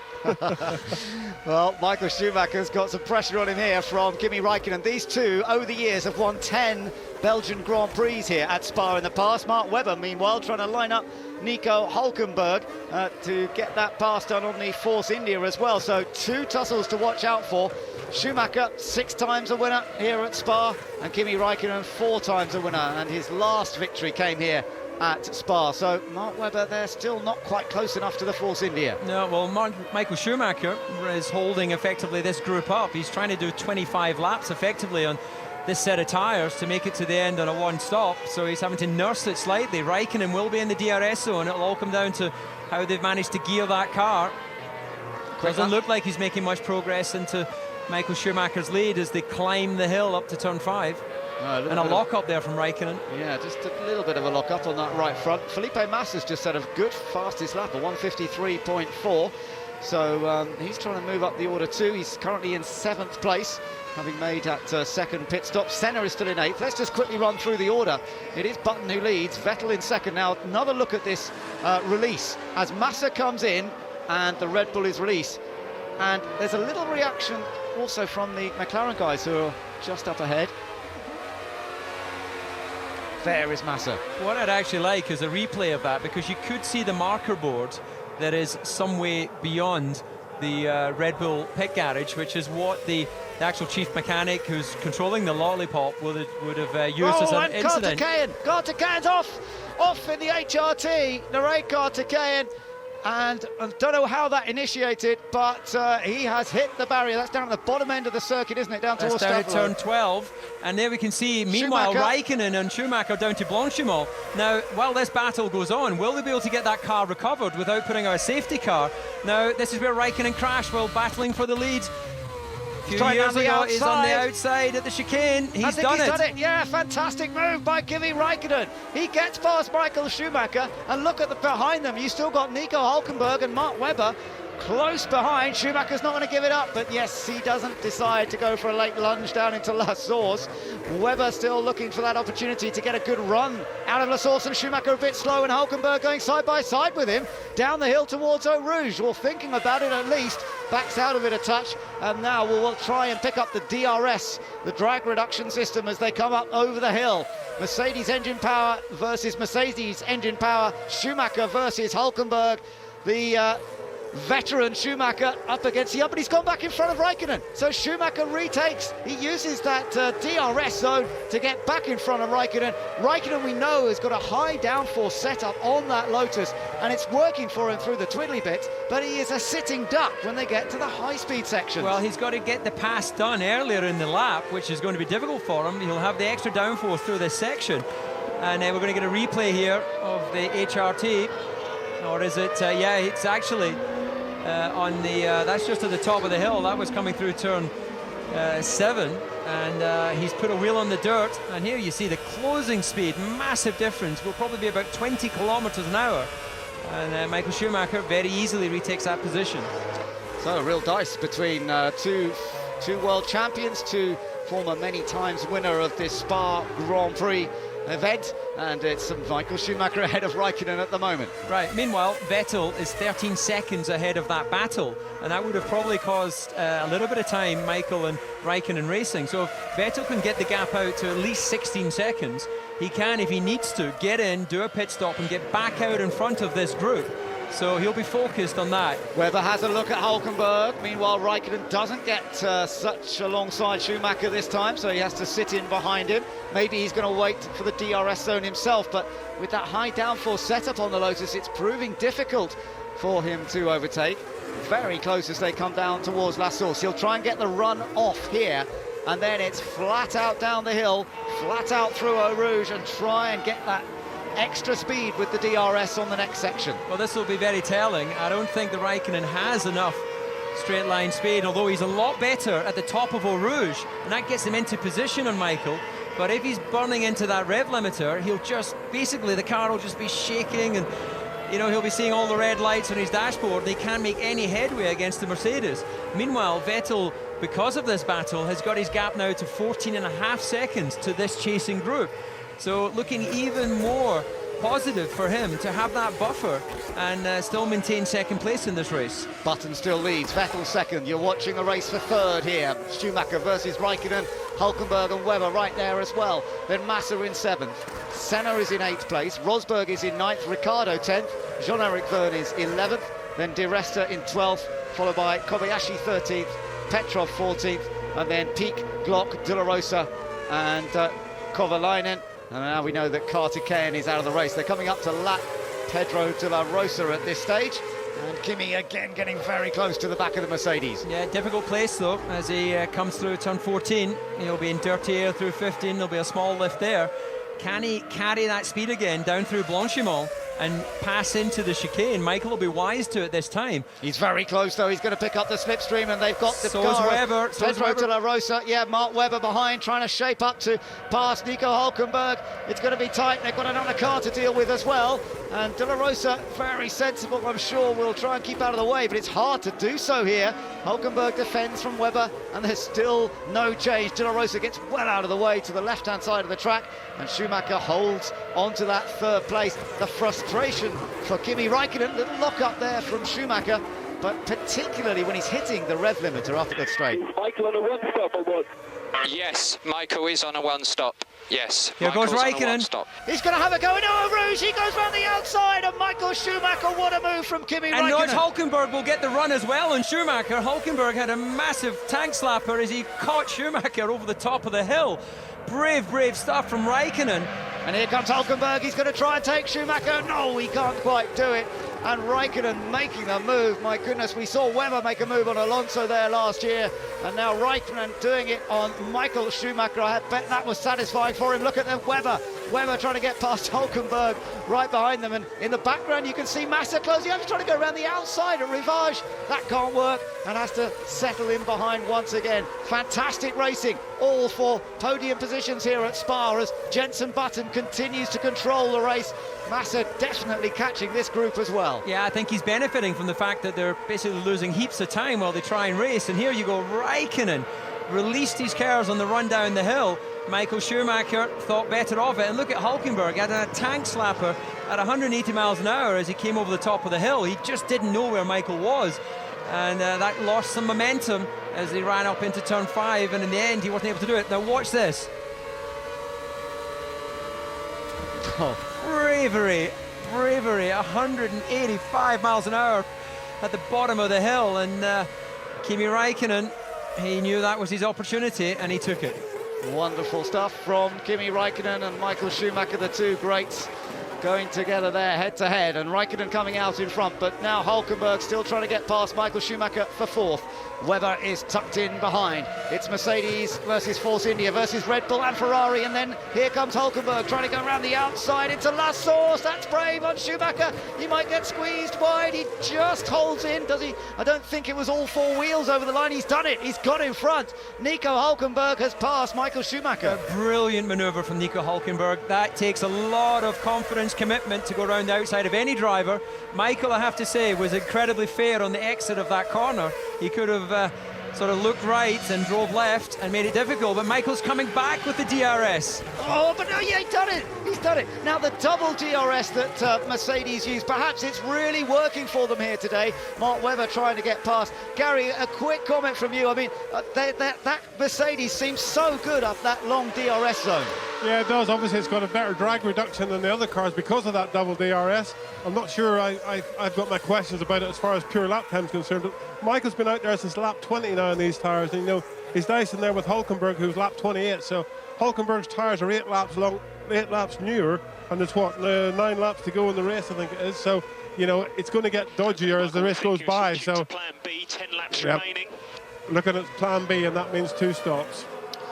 Well, it does look as though they may well have to switch in the closing stages of the race. They've tried to go for 1 stop, but they may not be able to do it because the performance is just dropping away. Yeah, that'll bring him out just behind Massa in this battle, of course, because just looking at the gaps that they have down to Senna, actually, let me just get back to you on that. I think I might have been looking at the wrong screen.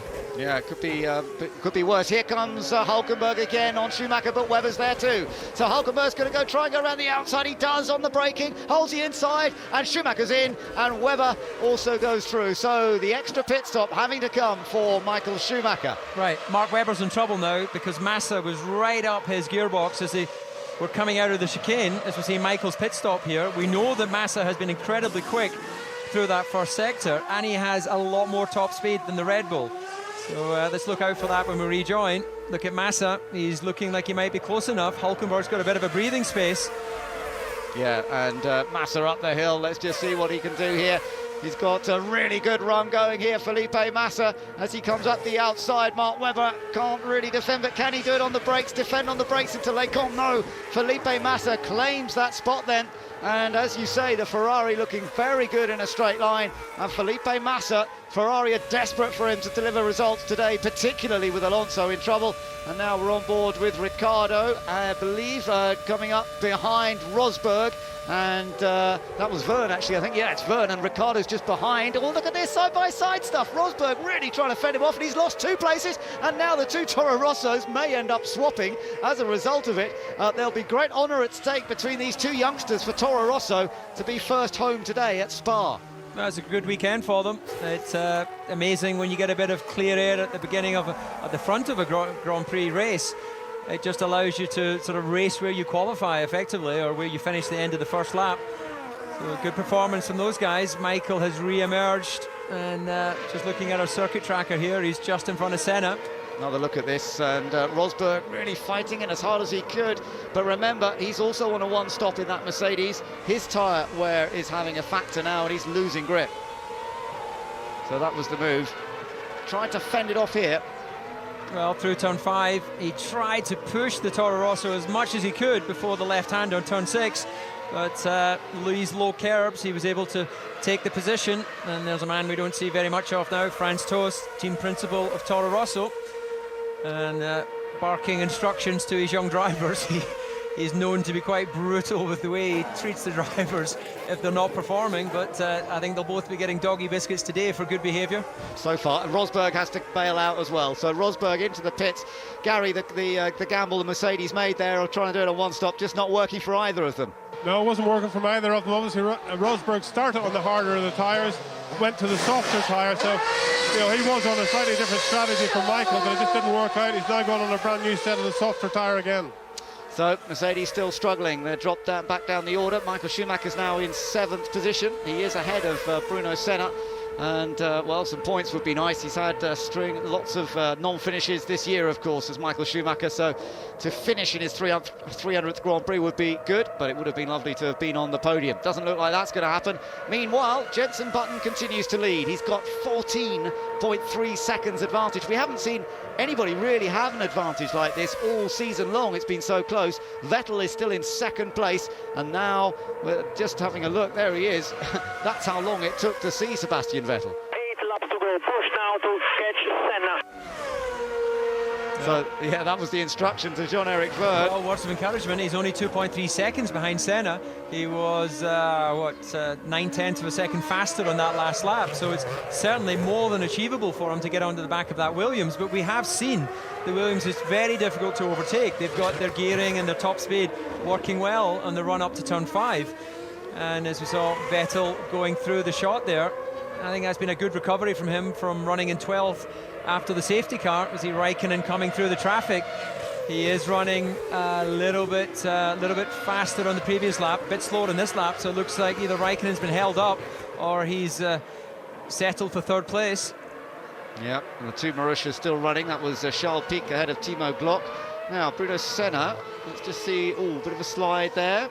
Well, this is the thing that the drivers have to be very careful of, because that's what tips over the thermal degradation. You spin up the rear tyres and then the surface temperature of the rubber goes through the roof and then you just lose your grip. There's not an issue with the actual rubber that's on. Look at this. Let's see the battle between the 2 Marussias here of Glock and Pic. Pic just ahead at the moment, the young Frenchman ahead of his more experienced German teammate, and he wants to stay there. As I say, the rivalry in even these teams towards the back of the field is so intense. You've got your teammate is your main target, of course. You have different strategies. Glock has done 2 stops this afternoon, Pic on 1. Here's Vergne, Jean-Eric Vergne now trying to attack Bruno Senna for 8th place. Toro Rosso versus Williams, but as we've seen, it's tough to get alongside that Williams at the end of the long straight there. Well, Vergne has got fastest man glory in the first sector, using that slipstream off Bruno Senna. He's gone purple, which is what indicates he's the fastest man so far. Senna struggling with his tyres, and this one-stop strategy running very wide and so close to the end of this Grand Prix. He's going to have to try and hold on, but he's on the real risk of being overtaken by Vergne and Ricciardo, and then that means he'll be out of the points. So looking at the gap he has over the pursuing pack of Vergne, Ricciardo, Di Resta, he has no choice but to try and hang out there, otherwise he commits himself to not finishing in the points. 22 laps his tyres have done. He made that early second stop. Here comes Massa picking his way through the traffic, getting past Charles Pic, and Mark Webber doing likewise, and Pic doing his best not to lose too much so that he does stay in front of teammate Timo Glock. Pic has been in trouble this year for not getting out of the way of the leaders in quickly enough. Look, Glock's got a chance on his teammate. Oh, he's side by side. Oh, that was frightening for a moment there. Timo Glock just gets past, but Pic may well get him back on the exit. 2 teammates really going at it, hammer and tongs. Yes, the Frenchman is back in front once again as they climb back up the hill, and it's a good feisty performance from both of them. Charles Pic is assisted by the last Frenchman to win a Grand Prix, Olivier Panis, whose birthday it is today. I wonder if he's able to watch all this at the moment, because it's all getting a bit frantic, and Glock goes back in front again. Yeah, I think that was a very positive move there from Glock, saying, right, I'm back past you, don't even think about it, as we go on board with Vettel over the top of Eau Rouge. And Vergne on Senna. Excuse me, Vergne. Yeah, and he's got a great run now. Can he make this last? But Senna's good on the brakes, remember. He's got in front. Vergne's defending, and Ricciardo's trying to follow through. And Vergne has made that move. Great stuff from the Frenchman, who won all 3 British Formula 3 races here when he visited a couple of years ago. He loves the Spa circuit. And there's Di Resta lining up as well. So you've got Ricciardo will be next on Senna's defending list, and then Paul Di Resta. This is the battle for the final point in this Grand Prix. Yeah, and it's intense. Just 5 laps to go in the Belgian Grand Prix. A Grand Prix that has been led comfortably by Jenson Button. He's got 13.9 seconds in front of Sebastian Vettel, with Raikkonen holding on to 3rd place. Raikkonen, though, is 14 seconds behind Vettel. Doesn't look as though he's going to close that up. And in fact, Vettel still doing good laps. So despite the one-stop strategy, Vettel is flying. We're on board here with Paul di Resta, and Paul di Resta at the back of this little group behind Ricciardo, looking for that point. Of course, remember how di Resta grabbed the last point in Australia at the start of the year? I wonder if he can do that again. That was on Jean-Eric Vergne, in fact, at the time. Senna under pressure from Ricciardo, and Ricciardo sweeps past. Senna is just struggling so much for grip. He made that early stop, but the Toro Rosso boys are having the day of their season. No doubt about that. It's such a better performance from them, and it looks like Senna is being forced to come in. Yeah, he's run out of tyres, and he knows that even if he did stay out, he wasn't going to finish in the points. So they tried, but in this case, they failed to make the one-stop strategy work. Meanwhile, a race leader and man in 2nd place look like they're going to make the one-stop strategy work to their favour. Yeah, it does. So how the cars look after the tyres. It was a very early stop from Senna. The first set of tyres didn't hold up on the Williams as well as they did on the McLaren of Button or the Red Bull of Vettel, and it was just asking perhaps a little too much to go all the way to the end of the race. Meanwhile, the Mercedes of Rosberg has just set a new fastest lap. Those tyres being studied intently as they've come off the car. And meanwhile, let's just remember that the Force Indias, we've got di Resta here in 10th, but the other Force India of Nico Hülkenberg, you know, is still on target for a really good result. He's running in 4th position, but he is only 2.5 seconds ahead of Felipe Massa. And Felipe Massa's been putting in quick lap times, just about matched by Nico Hülkenberg, but we could still see a change in the battle for 4th position. Weather is still in 6th place rather, behind Massa. Just picking their way through traffic a bit. De La Rosa, Kovalainen there as Jean-Eric Vergne trying to pass them. And Kovalainen getting out of the way. Kovalainen and De La Rosa actually have been battling for position, so they've got their own little race going on as he now keeps out of the way of Ricciardo. And Kovalainen has actually lost that place to De La Rosa on that very lap, I think. So trying to keep out of the way of traffic. It's always so difficult for the teams at the back because they have to slow down and get out of the way. But of course it does mess things up when it comes to their own little battles. Now, we're getting a little message here. Are you picking that up, Ben? That Schumacher's saying he's lost 6th gear. So he's running round. He's got a 7-second lead over Vergne in 7th place. So let's just follow that. So Button, 40 laps completed in control. And this is what happened to Kovalainen. Right, now I understand why he dropped behind De La Rosa. I think you'll see De La Rosa, no, we didn't quite stay with it, but that's how De La Rosa got past Kovalainen. And in fact, Kovalainen has caught right up behind him now. So there's an opportunity for him to do it. Sebastian Vettel in 2nd place in this race, looking very good to close up the points gap to Alonso in the championship. Alonso will still be championship leader, but going to Monza, his championship advantage will be reduced to some 24 points, so not quite a race victory. And I guess there is some justice in a way, because Vettel had that non-finish in Valencia when he was leading, when the alternator failed. Alonso, a non-finish here, nothing to do with him. It was just the accident that was happening around and over the top of him as they went through La Source. A really dramatic accident at the start of this Grand Prix. Meanwhile, De La Rosa still trying to defend his position, which he gained back from Kovalainen. He'll fight for it in the HRT. These teams towards the back end of the grid still fighting hard. De La Rosa in 17th, Kovalainen in 18th. But with 3 laps to go, David, Jenson Button looks very comfortable out in front. Well, you were talking earlier about we haven't really seen such a dominant display any Grand Prix this year. We have to think back into China, where Rosberg, difficult to imagine now when you look at the Mercedes pace, but he was equally dominant through qualifying on pole by a massive amount, like we saw from Jenson yesterday. And it does seem that when you just find that sweet spot within your own car, in your own space, then you are invincible. Jenson Button, he said, getting pole position yesterday around a track like Spa was almost as good as winning a Grand Prix. Well, it looks like he's unchallenged to add his 14th victory, I believe it'll be, in Formula One. That's right. Yes, he'll move above you in the grand scheme of things at last. And actually, of course, Jenson Button, that victory coming in earlier in the year, so he'll be another one of the repeat winners of the season if he holds on to this for the next couple of laps. There's the prediction on the points. You can see that if they finish where they are now, that Sebastian Vettel would be on 140 points, Mark Webber would be on 132 points. So the two Red Bulls would be very much in the hunt there. And of course, Hamilton failing to score today will have dropped back a little bit. 117 points Hamilton is on.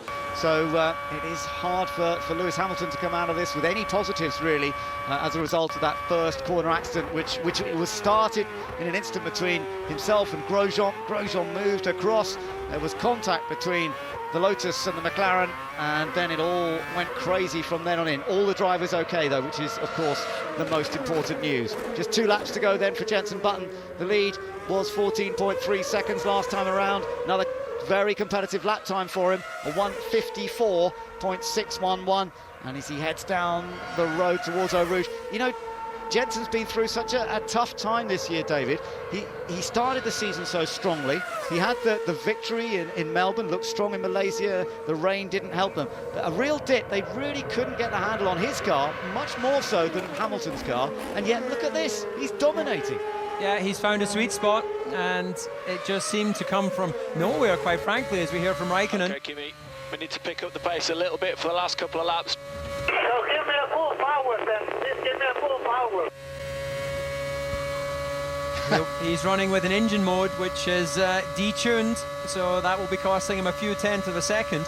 And we know he's down on KERS. Yeah, he is down in KERS as well. And actually, I'm hearing that Paul Di Resta has a failed KERS system, so that may explain why he's running in 10th place right now, but some way shy of Hulkenberg, his teammate. And KERS is obviously extra 80 horsepower. You'd rather have it than not, and worth a lot of time as Raikkonen responds. A lot of oversteer as he leaves turn 8 on this track. Meanwhile, Sebastian Vettel coming through turn 12, 13. He's done a good job, I would say, to be only 14 seconds behind Jenson Button, considering where he was at the restart down in 12th place.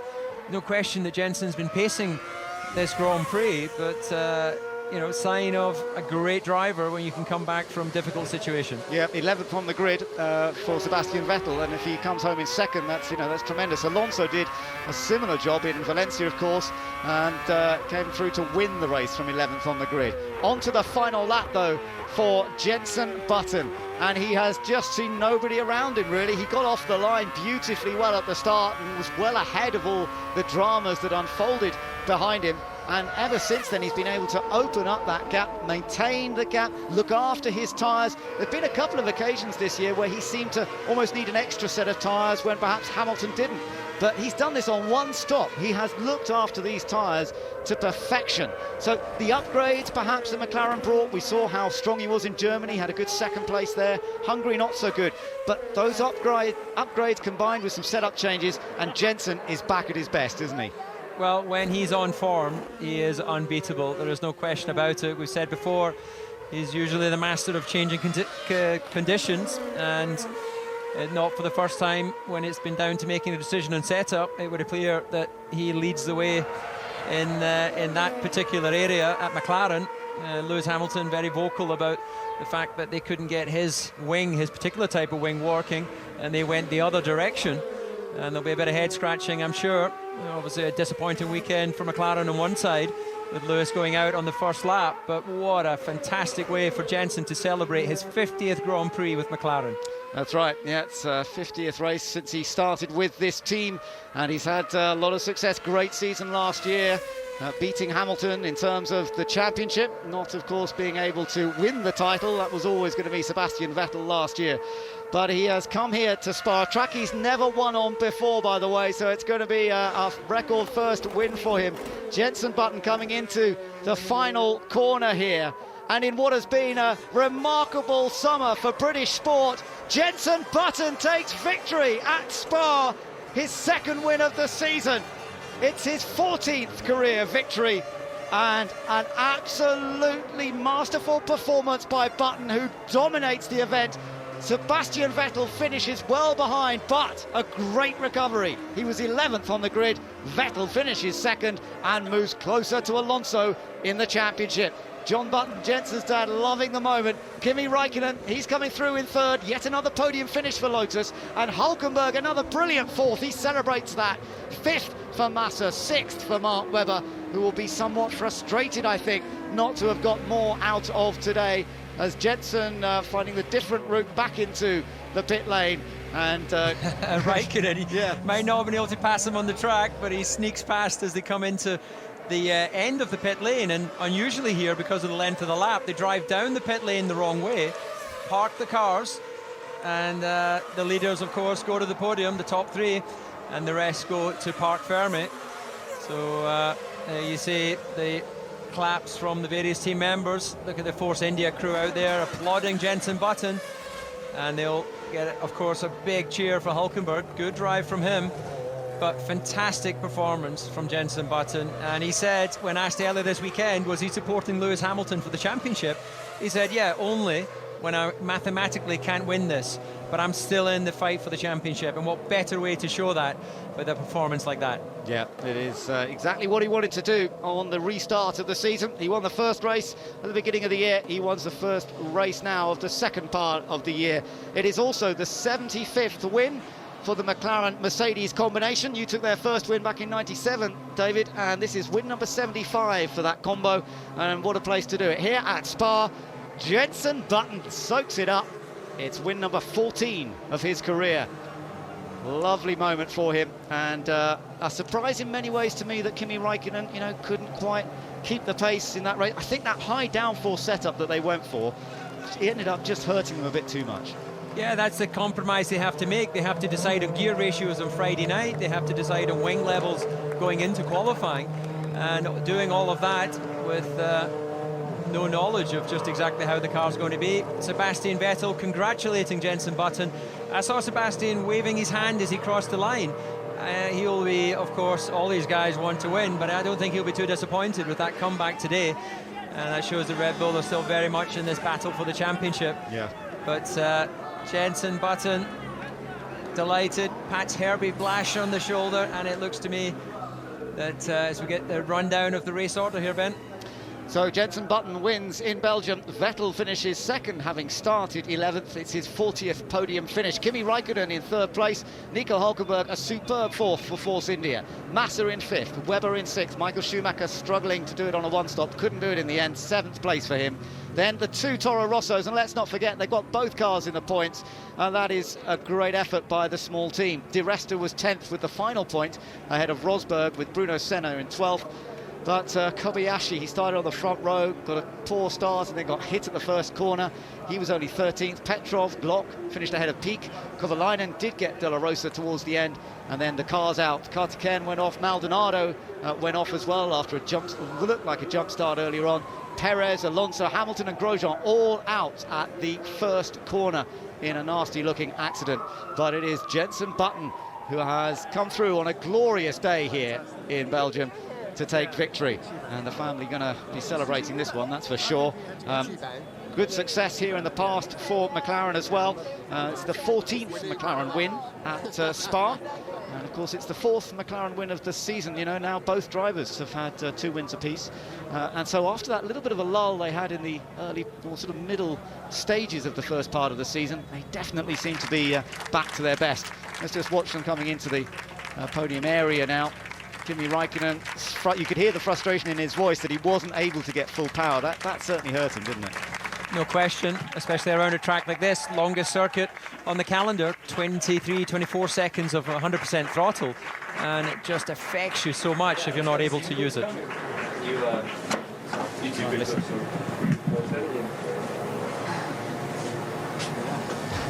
Not giving much away today. Well, I had 2 times. You had probably 3. How many times you didn't finish? A lot. 3? Yeah. And then the other side. Counting up the non-finishes. One I was behind Heikki. And always lovely. Close. Kenny, to you, is that? Yeah, I saw it just almost in. Did you have a fight with Michael? We were so slow in the straight line. I overtook him going into the whole roost. It's just been a big dream because still he almost managed to pass me and I was on the top of the hill. Jesus. Is that after the pit stop? Yeah, it was maybe. Beginning in the pack, it's really difficult to pass. Everyone got DRS. They're like Well, I hope it's very difficult to pick that out, but I hope you don't mind us going quiet on that because it's fascinating, David, trying to listen in and that little comment about the battle that Kimi was having with Michael Schumacher. Yeah, interesting. Kimi there going, I just didn't have the straight line speed. And I think it's great actually just to let those guys talk and get the frank conversation. And we had Sebastian pointing out just how far behind he was at the start. He said he was behind Kovalainen at the start. Yeah, he was also talking about how it only just missed the accident too. Yeah. It was all going on over his shoulder. So this championship will be a championship won by consistency. Alonso's been the man so far. We saw him take his first non-finish of the year. Yeah.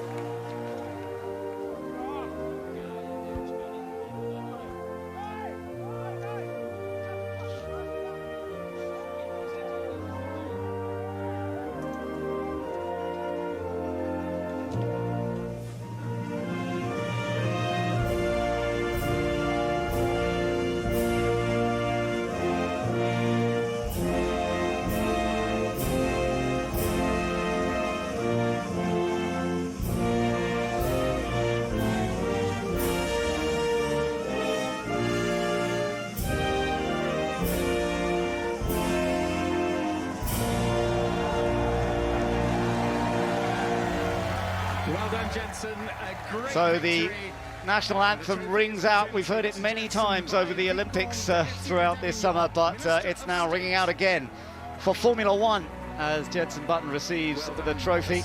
And McLaren's man up there to receive the Constructors' Trophy for the victory is their technical director, Paddy Lowe. So he's going to be collecting the Constructors' Trophy. There he is on the left-hand side. And the upgrades that McLaren did produce that came along for Germany, been used in Hungary and here at Spa, really have kick-started their season once again. Great effort by everybody back at Woking to get these cars on the pace. But there's also a big push from the lads at Milton Keynes because Red Bull have got Sebastian Vettel back on the podium. He's not had many podiums this year, actually, Sebastian Vettel.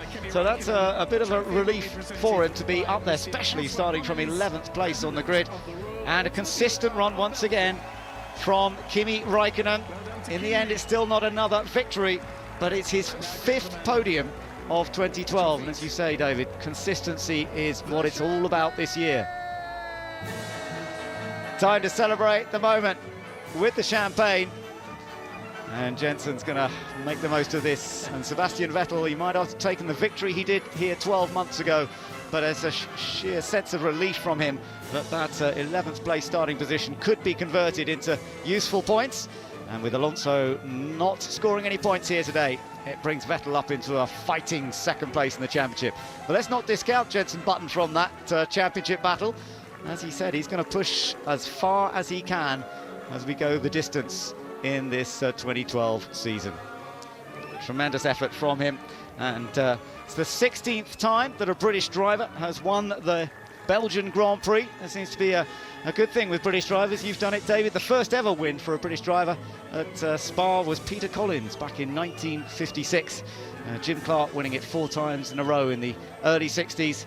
And now Jenson Button adds it to his tally. And you know, it is a prestigious one to win, and it means a lot to every racing driver. Now, to do the interviews, Jackie Ickx is going to be doing the interviews. 6 times winner of Le Mans, many-time winner in Grand Prix racing. 8 victories he took in Formula One as well, driving mainly for Ferrari.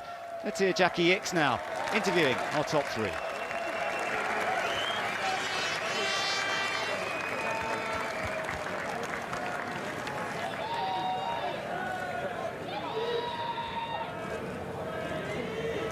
Ladies and gentlemen, dear Jenson, the last few races were not really easy for you. Today you have done the perfect race.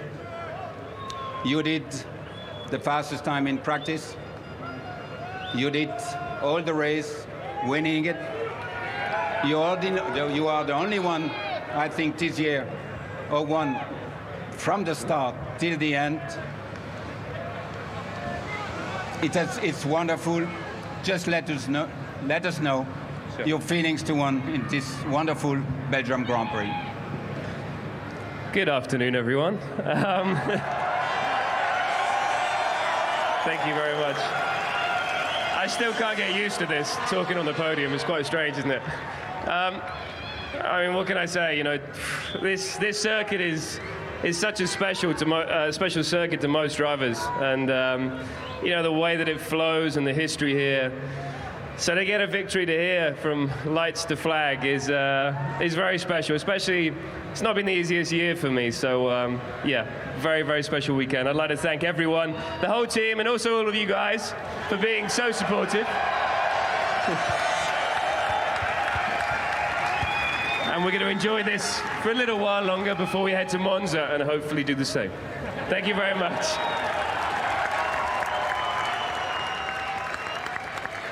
Well, Sebastian, the weekend was probably not the one you would have loved to have. The fact you have missed Q3 yesterday was quite an handicap, but you managed to finish second, and you managed to come back in the championship, reducing the score on Alonso. How do you feel?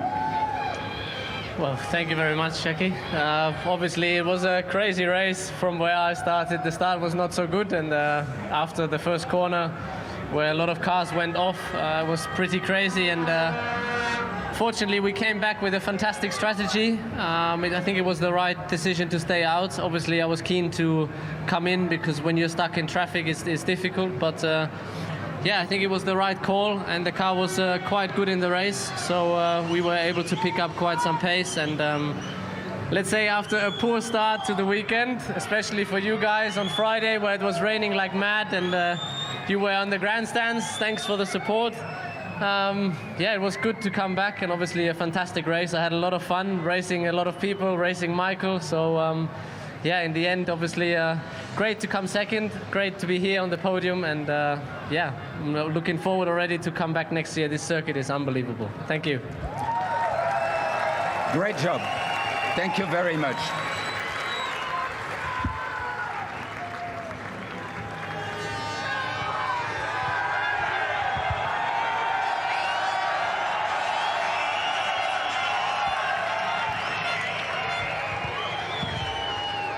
Well, Kimi, first of all, the crowd is really showing the pleasure to have you back in Grand Prix racing. You're flirting with the victory. Now you are quite often on the podium. You did an incredible battle for third place. We had feelings that maybe you have difficulties with your car, maybe sometimes, but the result is that you are finishing third. It's a pure joy for us, and we like to congratulate you for this great position. Yeah, thanks a lot, and I mean, it's nice to be back here. Always a lot of fans and good racing, so I think we get seen very, very nice racing today, and of course not the easiest day for me and for the team, but the car was not exactly like we were liking, but I was fighting and tried to get the best out of it, and we managed to get some good points for myself and for the team. So that's the main thing. But for sure, not the easiest race, one of the most difficult one. But that's how it goes, and we try next week better. Thank you very much, Kimi. Thank you to all of you. Thanks for this great show. A great show indeed, and. Hearing from all three of the guys there, fantastic stuff. Victory in the Belgian Grand Prix has gone to Jenson Button. What a perfect way to start the second part of the 2012 season.